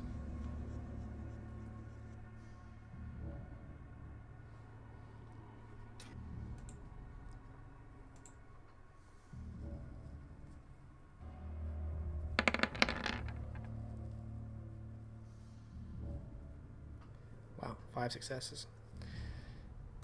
No, you're approaching, you're about a quarter mile away, and there aren't any people there. You do see a few horses that have been tied up to the Standing Stone. You also see what looks like a bunch of belongings, probably some garments, maybe bags of silver, supplies, stuff like that.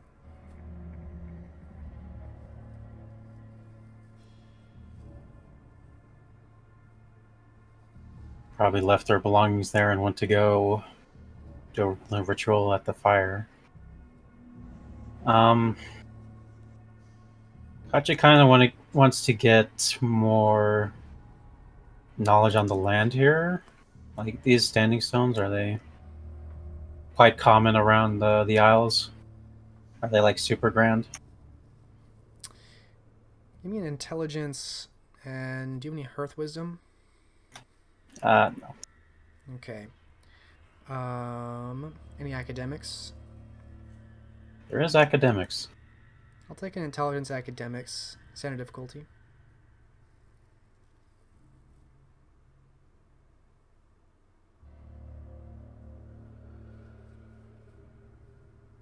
What you know about standing stones in Britain?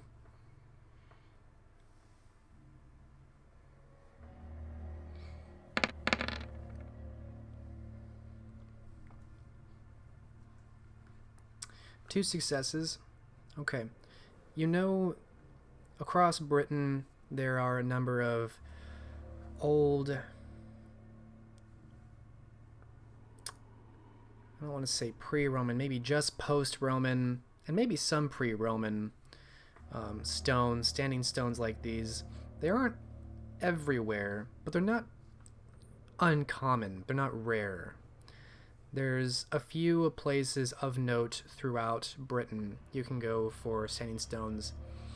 Manentol is one of the notable ones in the south. And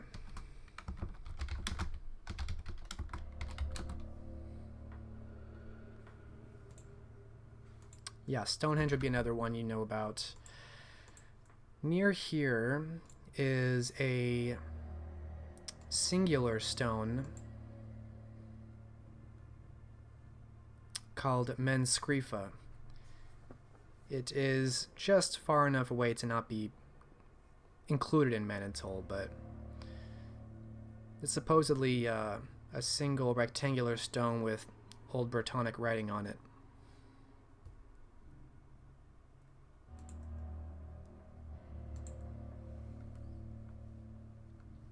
Okay. So no sign of the faceless statue within the circle itself. Katya will begin leading the party up to the bonfire, suspecting that may be the next location, unless she can maybe try to get a awareness sense of at least the vague general direction that they need to be. Alright, are you taking the whole group to sneak up on them, or are you going alone? She already knows that they can pierce or obfuscate, so she is going to just lead the troops into combat again. All right, you're just gonna charge up there.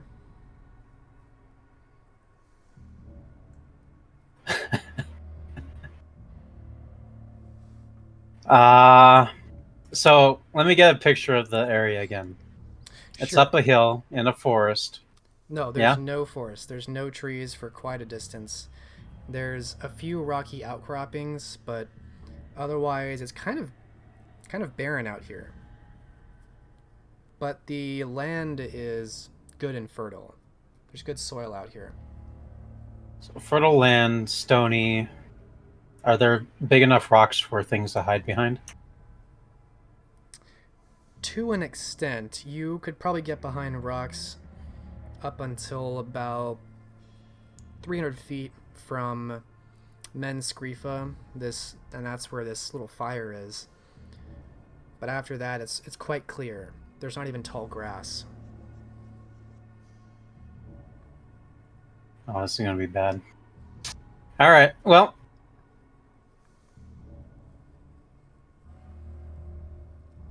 not seeing the statue because it's a wide open field. Not seeing the statue near the fire or at the standing stones.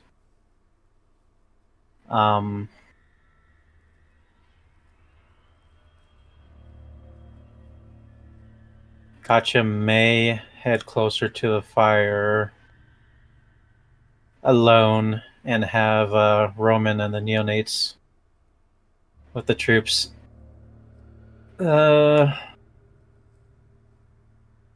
Just be at the ready because they could see very far away in this open clearing.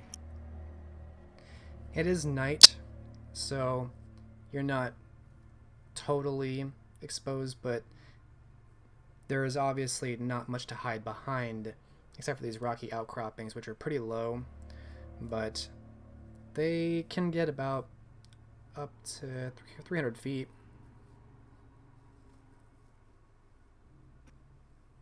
So it's very possible the followers could be hiding behind one of these larger stones. The stones aren't huge. The Manentol stones are like 5 to 6 feet, and so is Menskrifa. Menskrifa is a rectangular stone about 6 feet tall. Okay.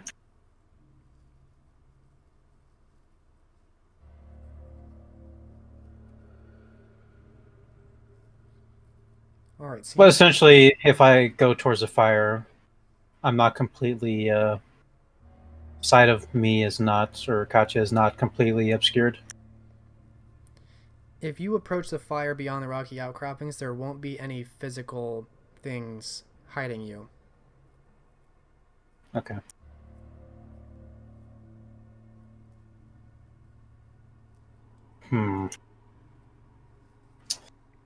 The standing stones, is it on like a defensive hill or position, anything like that?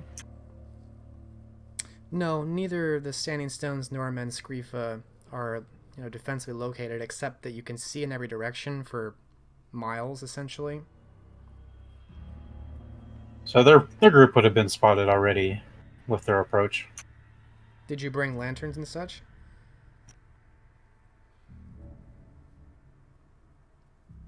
No, that's a very good question. If you want to lead them in a stealthy approach, I'll give you the benefit of the doubt of having tried, and we can roll to see how stealthy you've been up to here. All right, yeah, we'll try that. We use stealth to get up to the monastery, and we know better than to rush in, or well, rush in at the opportune time rather than just wait too long. So, yeah, I'll give you a stealth roll.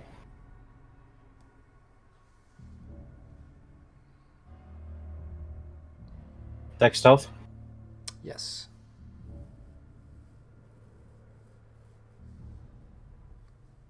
Actually, give me a wit stealth instead. All right. This is more for you and your whole group, because you're kind of leading this and guiding them. Gotcha.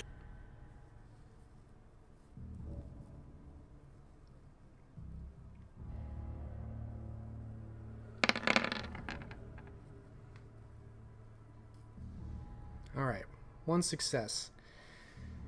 It's not great, but you make a careful approach. You could be quieter, but at least nobody was, stubbing their toe and shouting. I'll say that with your success, you had the wherewithal to put out the lanterns this close, at the very least. All right. And now, as you close the distance, you are approaching the fire, and you can see a bit better.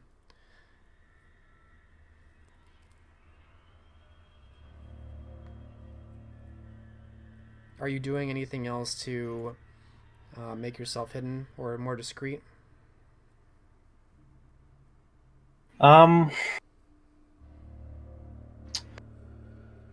If she's gotten to know the neonates, can she guess who would be the best at doing a quick attack from at least if they were cloaked with her?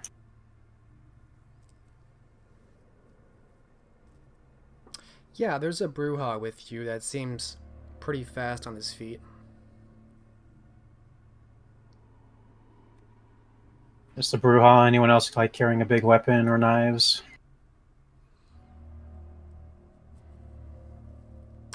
I'll say there's another Toreador from the second group that's also pretty quick. The longsword. Okay. So Katya will extend obfuscate to the two of these guys, or these two clans, and she'll have Roman lead the troops up, keeping an eye out for the statue mainly. This is the objective, is the statue. If they don't see the statue, they're not going to just stand by the fire.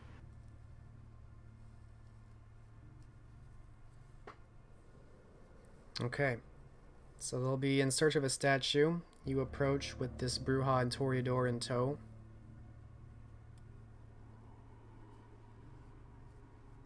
Give me a perception investigation roll. I'm going to make this difficulty 7. It's hard to see at night, and the fire getting closer actually makes a glare that makes it harder as well. All right. Let me go ahead and spend a willpower on this one.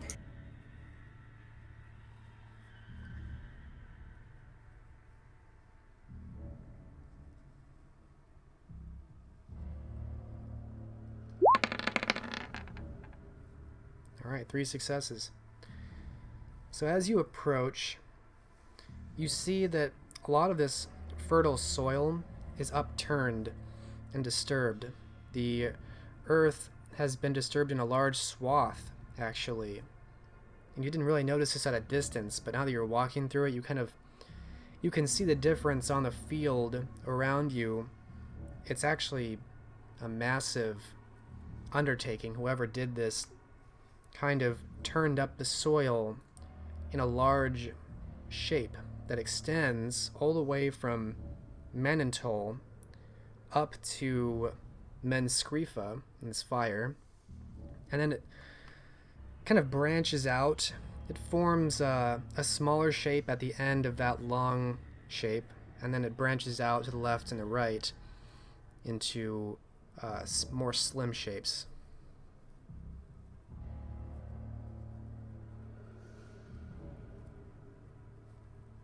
Are we talking like tunnels here, or No, some sort of ritual? It's really just, it looks like the earth has been disturbed, and literally the grass has been turned over so the soil can be exposed.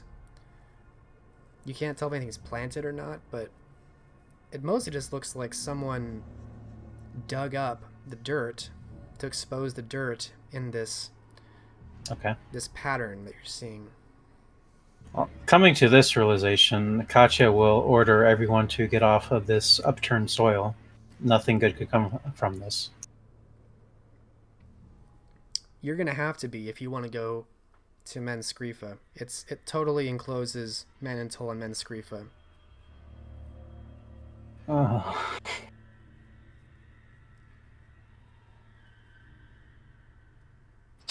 Well, I don't suppose like any kind of occult roll could help identify what something of this could be. Yeah, intelligence occult, sure. All right.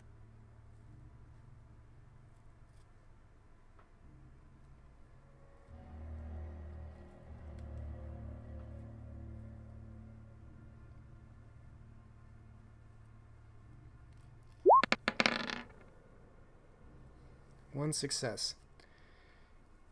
All right.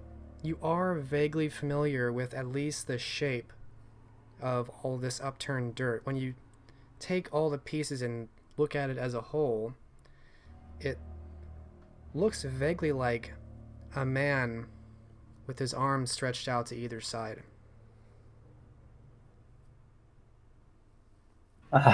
Okay. Great. And this is it.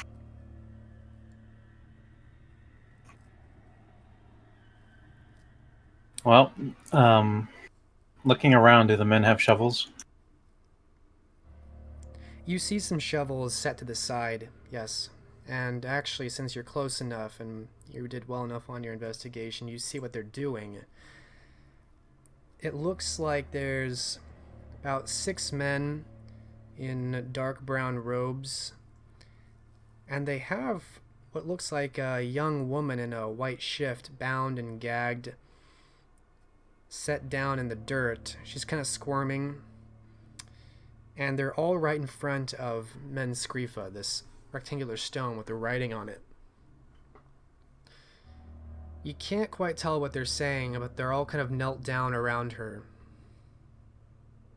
You can tell one of them at the head of this group is saying something in some language. You're not close enough to hear it.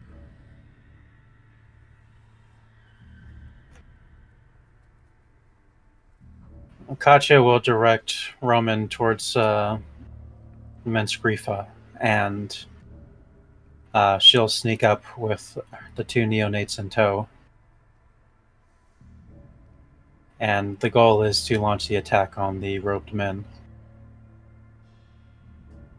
Especially if one seems particularly powerful. They look like very old men, actually. Like, very old. Maybe 70s or 80s. Don't underestimate their age. Roman sees your signal and starts to move up. And you approach quietly under the effects of Obfuscate, you and your Toreador and Bruja.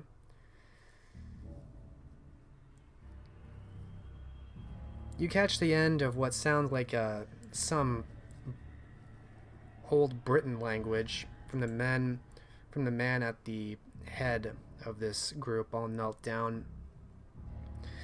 And you see them all start to disrobe, becoming entirely nude. You can see their old, sagging skin. These are very old men. The leader of them is taking a knife and dissecting down this girl's abdomen as she is squirming. He's very careful about how he cuts down and peeling back the tissue and the muscle, opening up her bowels. And as soon as he does that, all of the men begin pulling out her intestines and feasting on her as she convulses and tries to scream through her gag. You are now close enough to attack.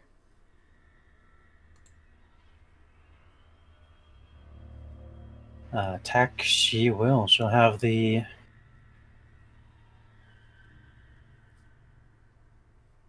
neonate strike at the one that actually did the cutting. Alright, on your signal, the attack commences. Your Bruja and Toreador strike at this man as Roman comes up with his soldiers and the other neonates. You vastly outnumber these old men. But come to find out, your suspicions were not entirely ungrounded. Despite being very old and apparently frail, these men move with surprising speed and agility, and their strength is alarming, especially the leader who yells at you in some language you don't understand. His eyes are wide and actually have some unnatural glint in them.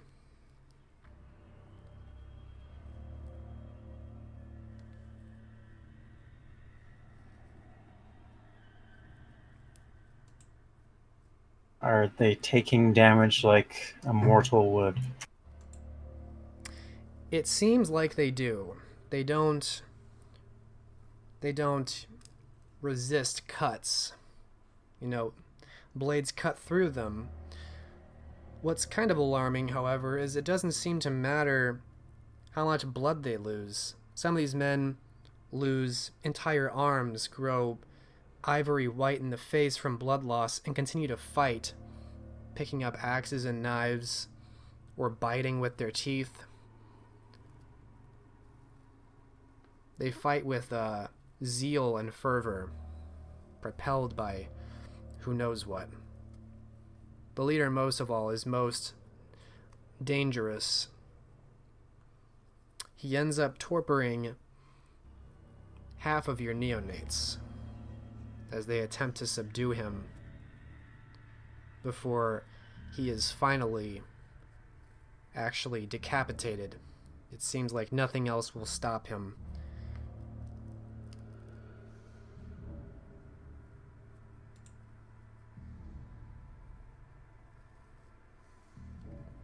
Ugh, half the neonates.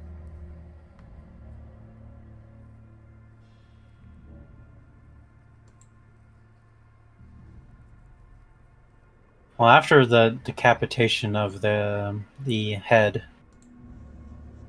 druid or whatever, and I assume everything is still in the night, Katya will look over how many men remain.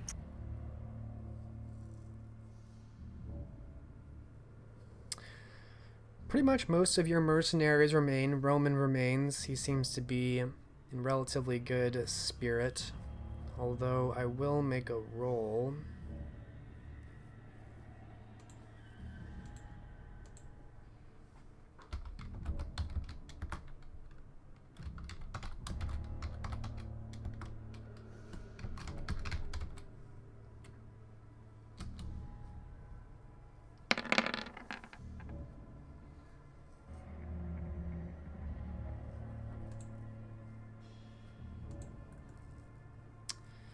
Six of your men seem stricken by something. You didn't see them take any obvious wounds, but as this man, this head cannibal priest, seems to die, half a dozen of your men seem to fall to the ground, just screaming, to the point that they're hoarse in their voice. You can see some of them are reaching for daggers and stabbing their own eyes out.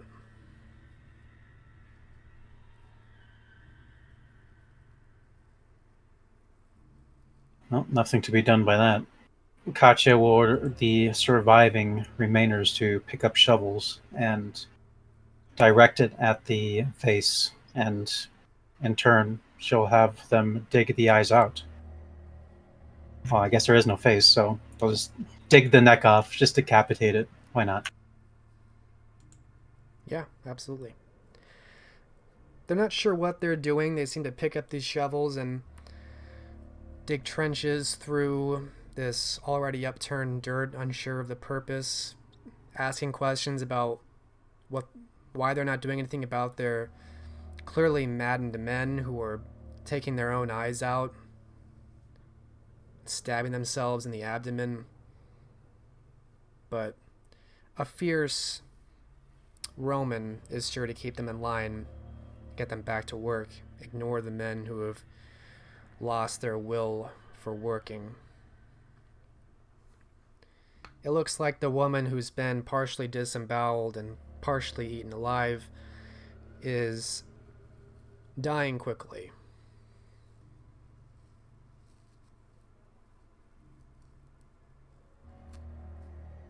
She looks very young. She... Oh, young. Maybe 16.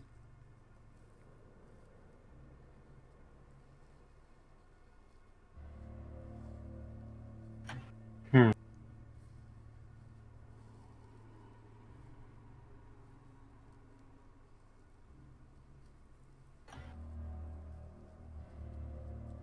Well, if nothing else, Katya will try to keep this one alive. Maybe she has more information. Okay, this is a wound at least as grievous as what Roman faced. I mean, some of her actual bowels have been torn out. There is an open wound in her abdomen. So, with the expenditure of 5 blood points, you could probably keep her mostly intact. Or sustain her for now.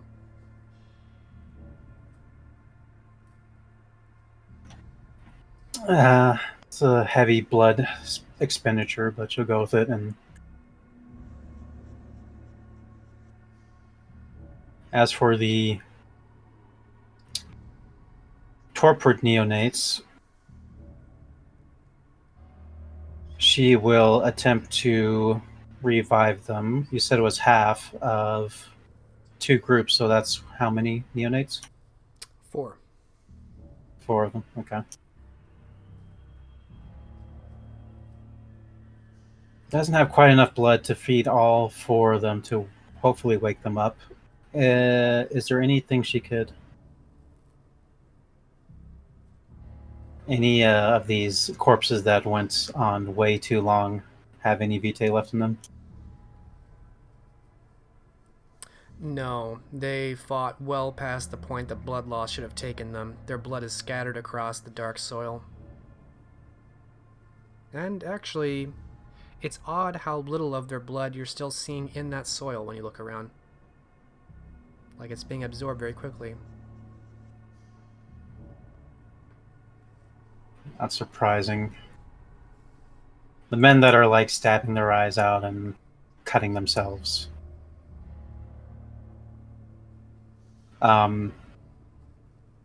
Katya will just, while the other men are digging, she'll just drain those guys. Alright. Yes, 6 in total. So they'll have wasted some of their own vitae, but certainly between all 6 of them you can get what you need to fill yourself up. Sate your hunger. She will sate her hunger and attempt to wake up the other neonates by force feeding them her own blood. Alright. Let me look at your generation.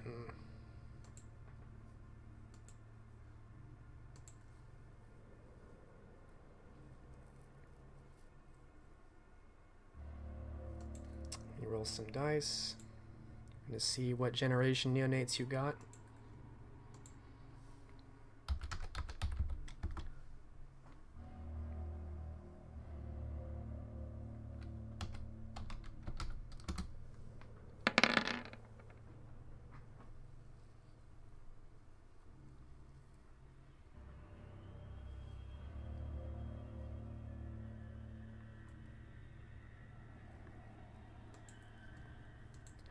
All but one wake up.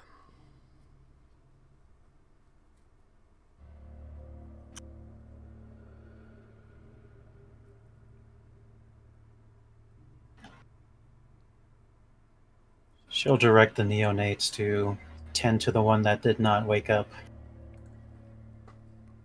'Twas your Bruja. They seem quite ill at ease with everything that's going on, unsure of what they just did. They were fighting old men, but they weren't old men, and there's this woman who was being disemboweled, and you just woke them up, and it's all very jarring and scary to them. As expected, Katya will attempt to calm their emotions down and just tell them it'll be all right. They won the battle. All right, give me charisma empathy to try and calm these neonates down.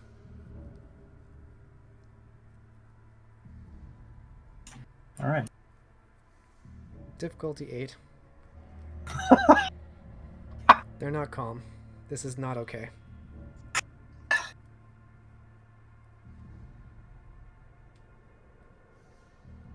Difficulty 8, huh? You know what? I'm gonna throw willpower on this one. Need to keep the neonates happy. This isn't an adventure, this is a nightmare.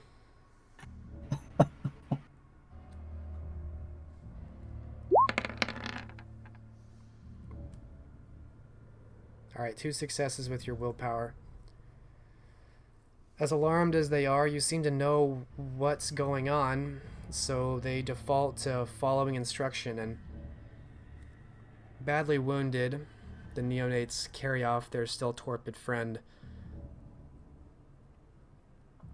They try not to stare too much at the multiple dismembered old men, some of them actually still twitching, or the guards that stabbed their own eyes out and committed suicide.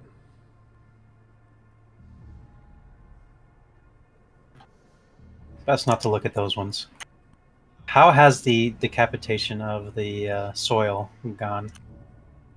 It's gone well.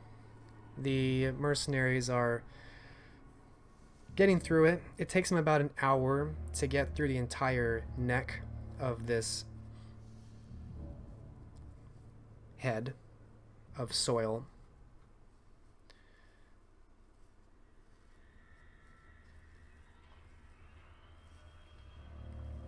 But after everything's said and done, it looks quite complete. It would seem that this image has been desecrated enough to lose its power. Perhaps. Give me a perception occult roll.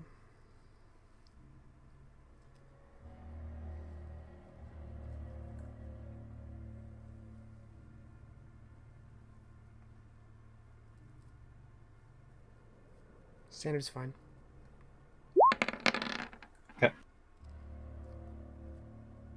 Any specialties there? Perhaps infernalism or attentive? Attentive probably applies here, so 4 successes. You're fairly certain that this idol, this image that's been made of the faceless man out of the giant amounts of soil that have been upturned to create it, that's quite disturbed. The statue of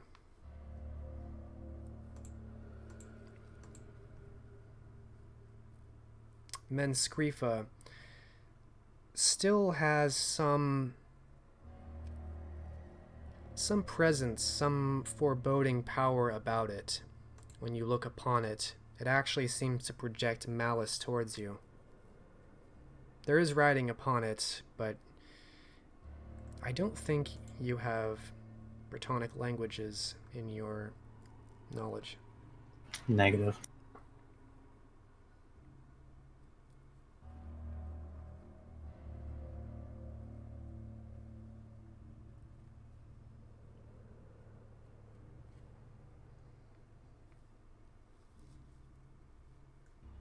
But yes, this statue that's about 6 feet tall, maybe a few feet wide, it's very thick otherwise. It does continue to have this presence about it. It's a very malevolent sense.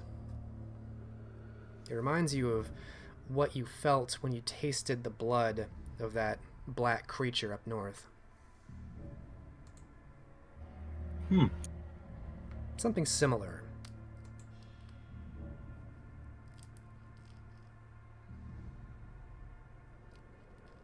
Suspecting that the soil itself wasn't enough to break the hold, Katya asked Bashta if more needs to be accomplished here.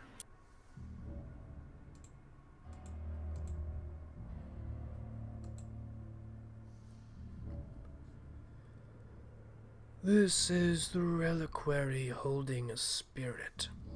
Rialobran, son of Cunovalis. It is a wraith, one of the restless dead. It is of respectable age, I imagine.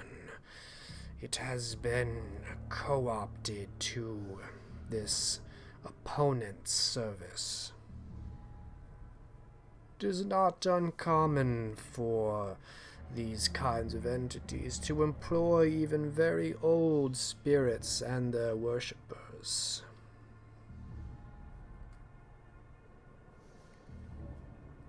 I would not just destroy this statue. Realobranus might serve me one day.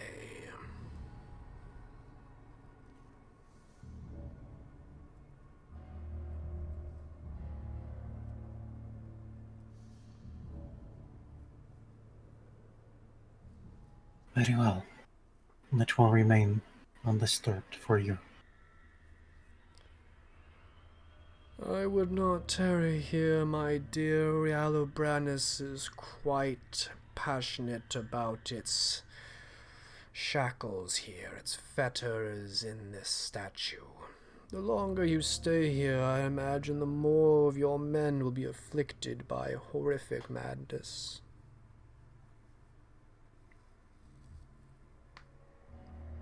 Katya will nod in acknowledgement and order Roman to gather up the men to head out. She also mentioned that their belongings are free to loot over by the Circle of Stones proper. What do you do with the woman whose wound is now stretched across with bands of unnatural vitae?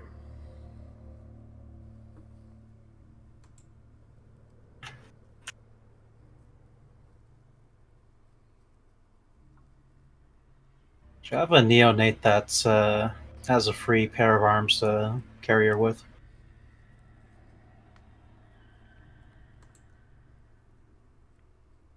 Easily enough done, even as disturbed as these neonates are.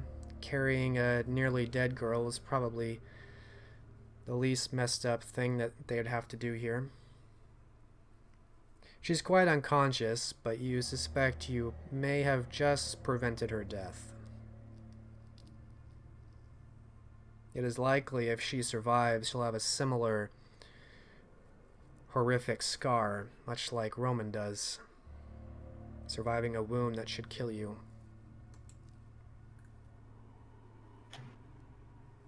Just gathering quite a gathering of those.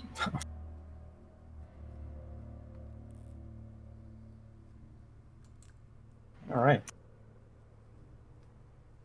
The men, of course, loot what belongings there are, take the horses and the silver. There was a surprising amount of silver, and actually they find some holy symbols in there. You suspect at least some of these men were probably bishops, or deacons, perhaps. Clergy members, certainly. And clergy have coin.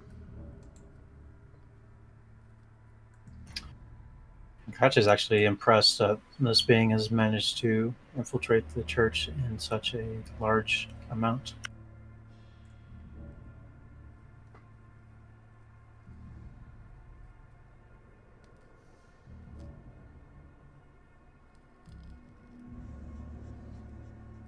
But she keeps that to herself, and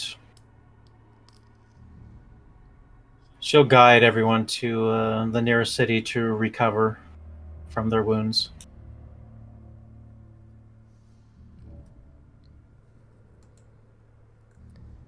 Alright. It takes some traveling, as this is a pretty remote part of Britain. But you travel eastward, you reach the city of Exeter, and it is there you can recover. Your Bruja is likely to be in torpor for quite some time. You've lost about a quarter of your men to madness and suicide. Roman seems to be doing very well. He's very interested in this woman you've brought along.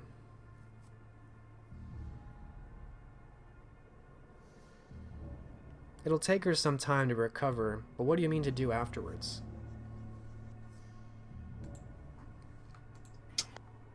Before heading to the next spot, well, question the woman when she wakes up.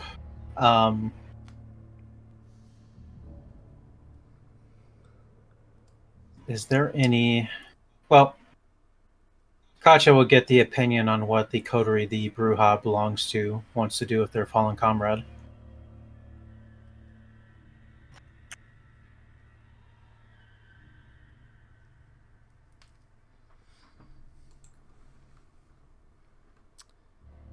The neonate coterie seems, by this point, unsure. They're a bit split. Some of them want to stuff him in some catacomb for him to wake up in a decade or whenever he does. The others want to take care of him and bring him back to Norwich, where he deserves to have proper protection. Seems like they'll argue about this for a while. You don't get any decisive answer. Okay. And this is both coteries chiming in, or just the one? Both coteries. Okay.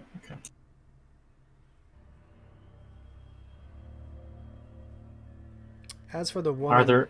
Go ahead. Are there any Bruja Canaanites nearby in the villages?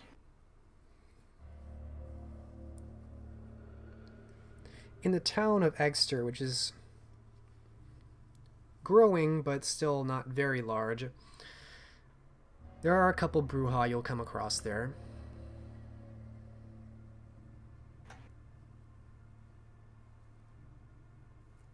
She'll ask if they'll be willing to protect one of their blood that have fallen in combat.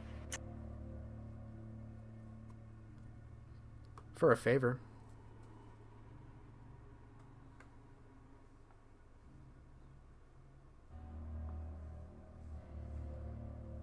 She'll leave that for them to arrange with the neonate in question.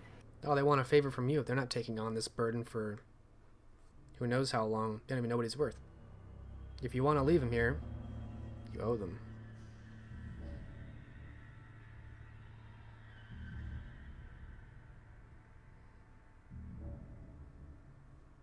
Oh, damn it. Neonate morale or...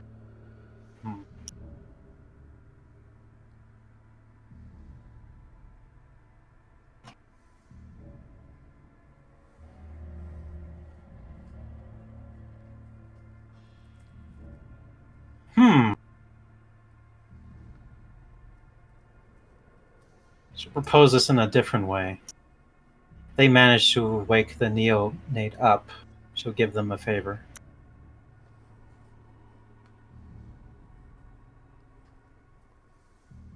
On top of the one that you'll owe them for taking him in the first place. Sure. No. If he wakes up, they won't have to take him in. Until then, you owe them a favor, or he's not staying with them.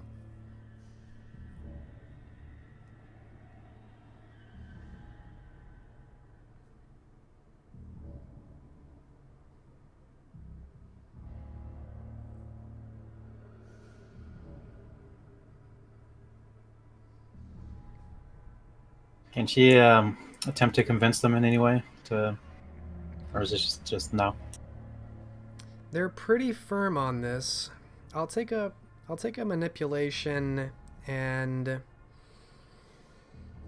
it's not really deception or lying. You're just haggling. So we'll go expression, manipulation, expression. Difficulty here is 8. Can I go commerce?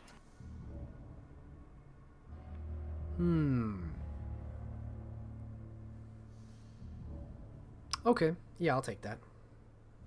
All right. Knowledge of trade, leveraging things they value versus things you value. I could see applicable skill sets. Sorry, what's the difficulty again? 8. All right, let's see what happens.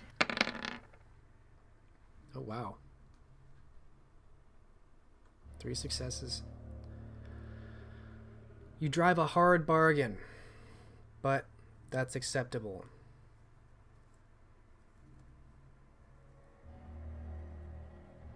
They'll take him, and if they can wake him up, then you'll owe them a boon for waking him up. Exactly. All right.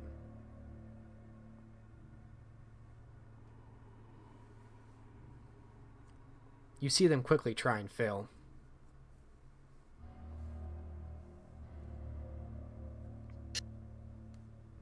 But that's their problem now. That is their problem now, and Katya will be sure to let all the other neonates know that he is safe with his own clan. A sigh of relief is released from the neonates who are glad that his clan will look after him here at least. They'll move on now. It'll take about a week before the woman is in any state to speak. Even as she recovers from this wound with the help of your vitae, it's very difficult to do anything. The pain is excruciating. As she heals this very slowly, she's not really used to being a ghoul, so she doesn't really have any familiarity with using vitae to heal.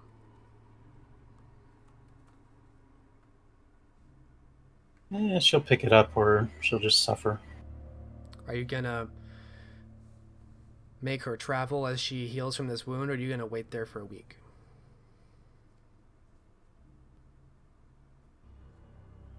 Are we able to recruit from here? It's a relatively small town. You could try. Katya at least try to replenish some of the men that were lost, and if it's small enough for them to, like it's a growing town, a week off for the men to spend their silver is probably a good thing.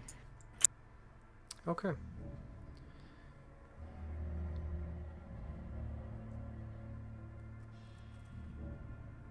Give me one moment.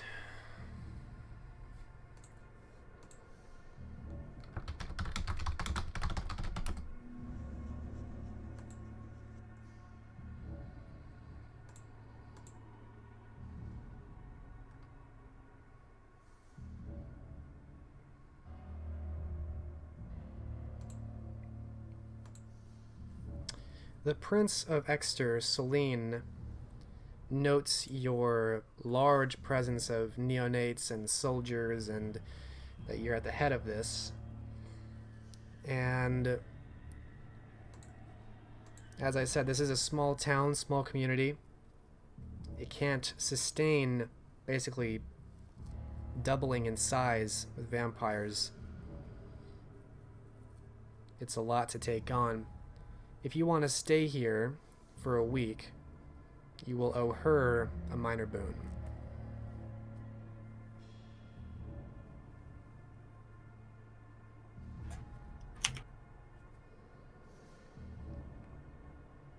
She's willing to do this. Okay. Simple. Prince Celine welcomes you to the city of Exeter. You are welcome to stay the week. Your men certainly appreciate having a chance to relax after that horrific and strange battle against these old and naked men that fought beyond death. They don't really know what to make of that, and they're eager to drown their sorrows and their memories in ale.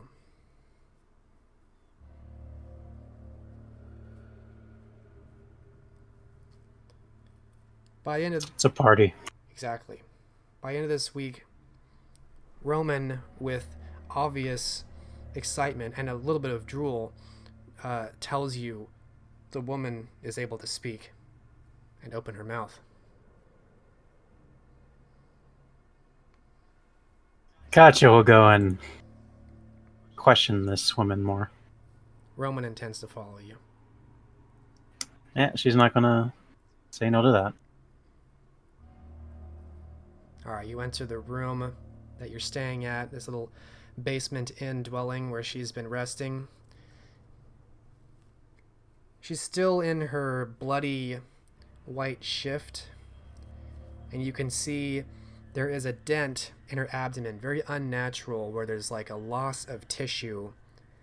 It just kind of, it's almost like a trough of flesh and tissue is missing, and yet, even though it's a couple inches deep, she looks to be okay. And she's kind of leaning back in bed, feeling at this gap in her stomach, and then looking up to you, and Roman, who enters the room behind you, leans against the corner of the room in the darkness, just staring at her. What happened? Who are you? You are alive. And that is all you need to know. And I have kept you from death's door. Tell me, what do you know of the men that took you? You could see tears coming down her face. I want to go home to my papa.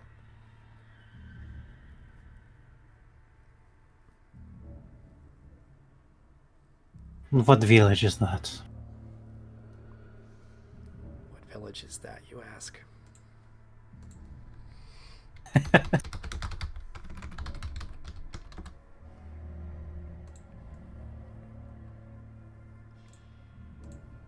Ashbourne, the village of Ashbourne. It's, where are we? Exeter? It's not but 5 miles from here. No, so you were abducted to be a sacrifice then.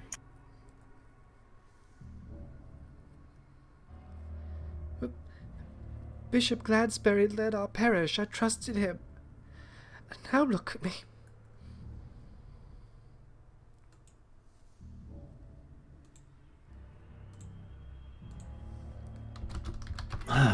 Now we are getting somewhere.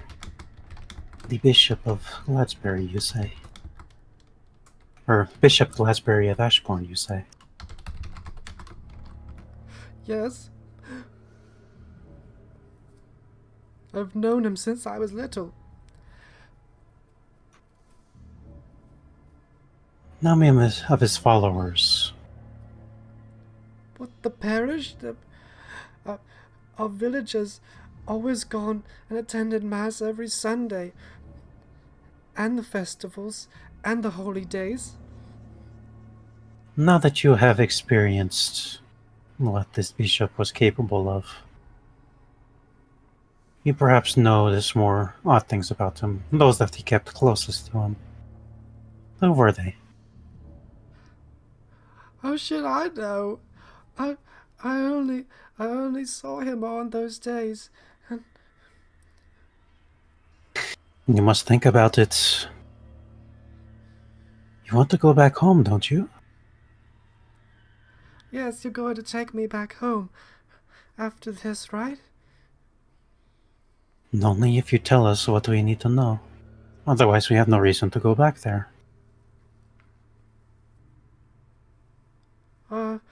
He met with other priests, I think. I saw other men in robes. I never heard the conversations, but he met with them often. I don't know what they spoke of. Please, my lady, please bring me back home. I just want to go home.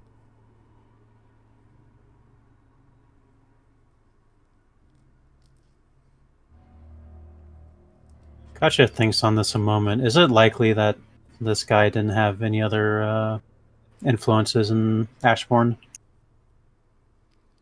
From what you're hearing, it sounded like he was the church leader of this village. Maybe he met with other clergy.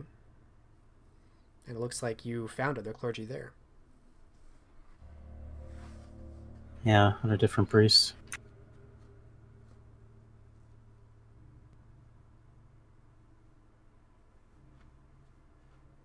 Nah, that is too bad. You cannot tell me anything useful. No, you are indebted to us and you will go where we go. What? No, you can't. Please. Please, just let me go. I'll find my own way back. And she starts to push herself up in obvious pain, trying to get up out of bed.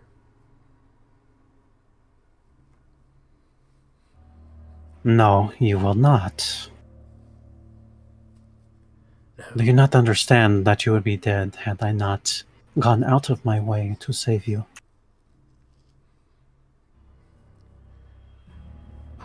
I'll pay you back. Please just let me go home. Doubtful. You know the wealthy bishop has. Such a thing is very little to me. How could the peasant manage to pay that back? I think I know a way she can pay it back. Roman comes up from the corner. Don't worry, my Roman. lady. I'll take good care of her. Make sure she doesn't get very far.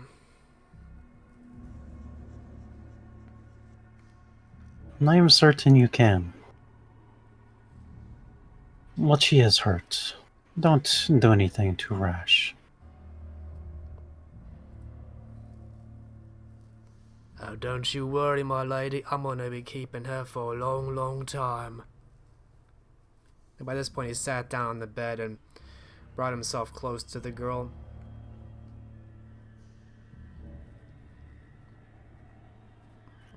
You wanna see my scar?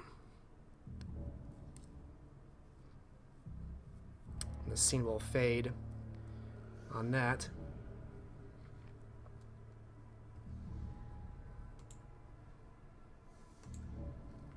What now are Katya's plans?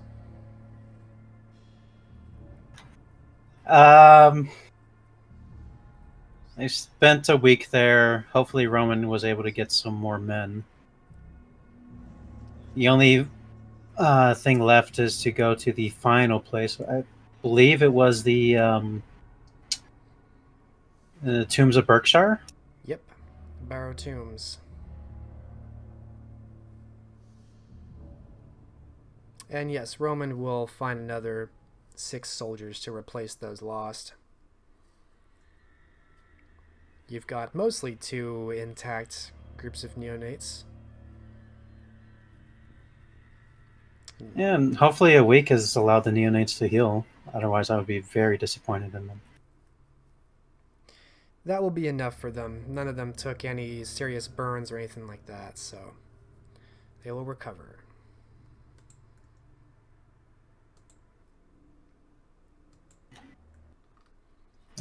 Yeah, Katya is not going to wait for Nicholas. She already sent her letter, and they spent a week here, and Nicholas has not shown his face, so it only stands to go to the next spot, the final.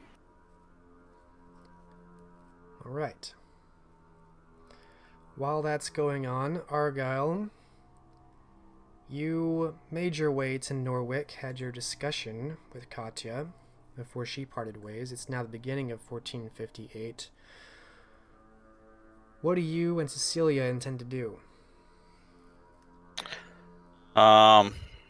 Once he has presented Elenid with the gift of a retinue of trained and loyal Welshmen,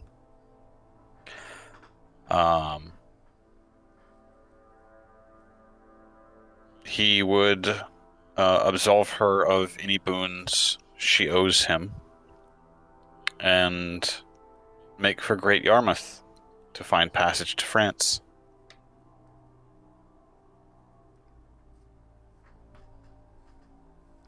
All right. Well, we'll certainly give you a chance for meeting with Elenid.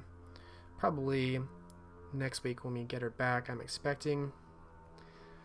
Otherwise, with your skills of traveling It won't be hard to get up to Great I Yarmouth. was gonna say, regardless of the outcome of that particular meeting, he'd fuck off. Assuming she doesn't have him imprisoned. Yeah, assuming she doesn't imprison or execute you, I'm expecting that's going to probably not happen. But outside of that, yes, you will travel mostly uneventfully to Great Yarmouth, avoiding the classic pitfalls of lupines or robbers.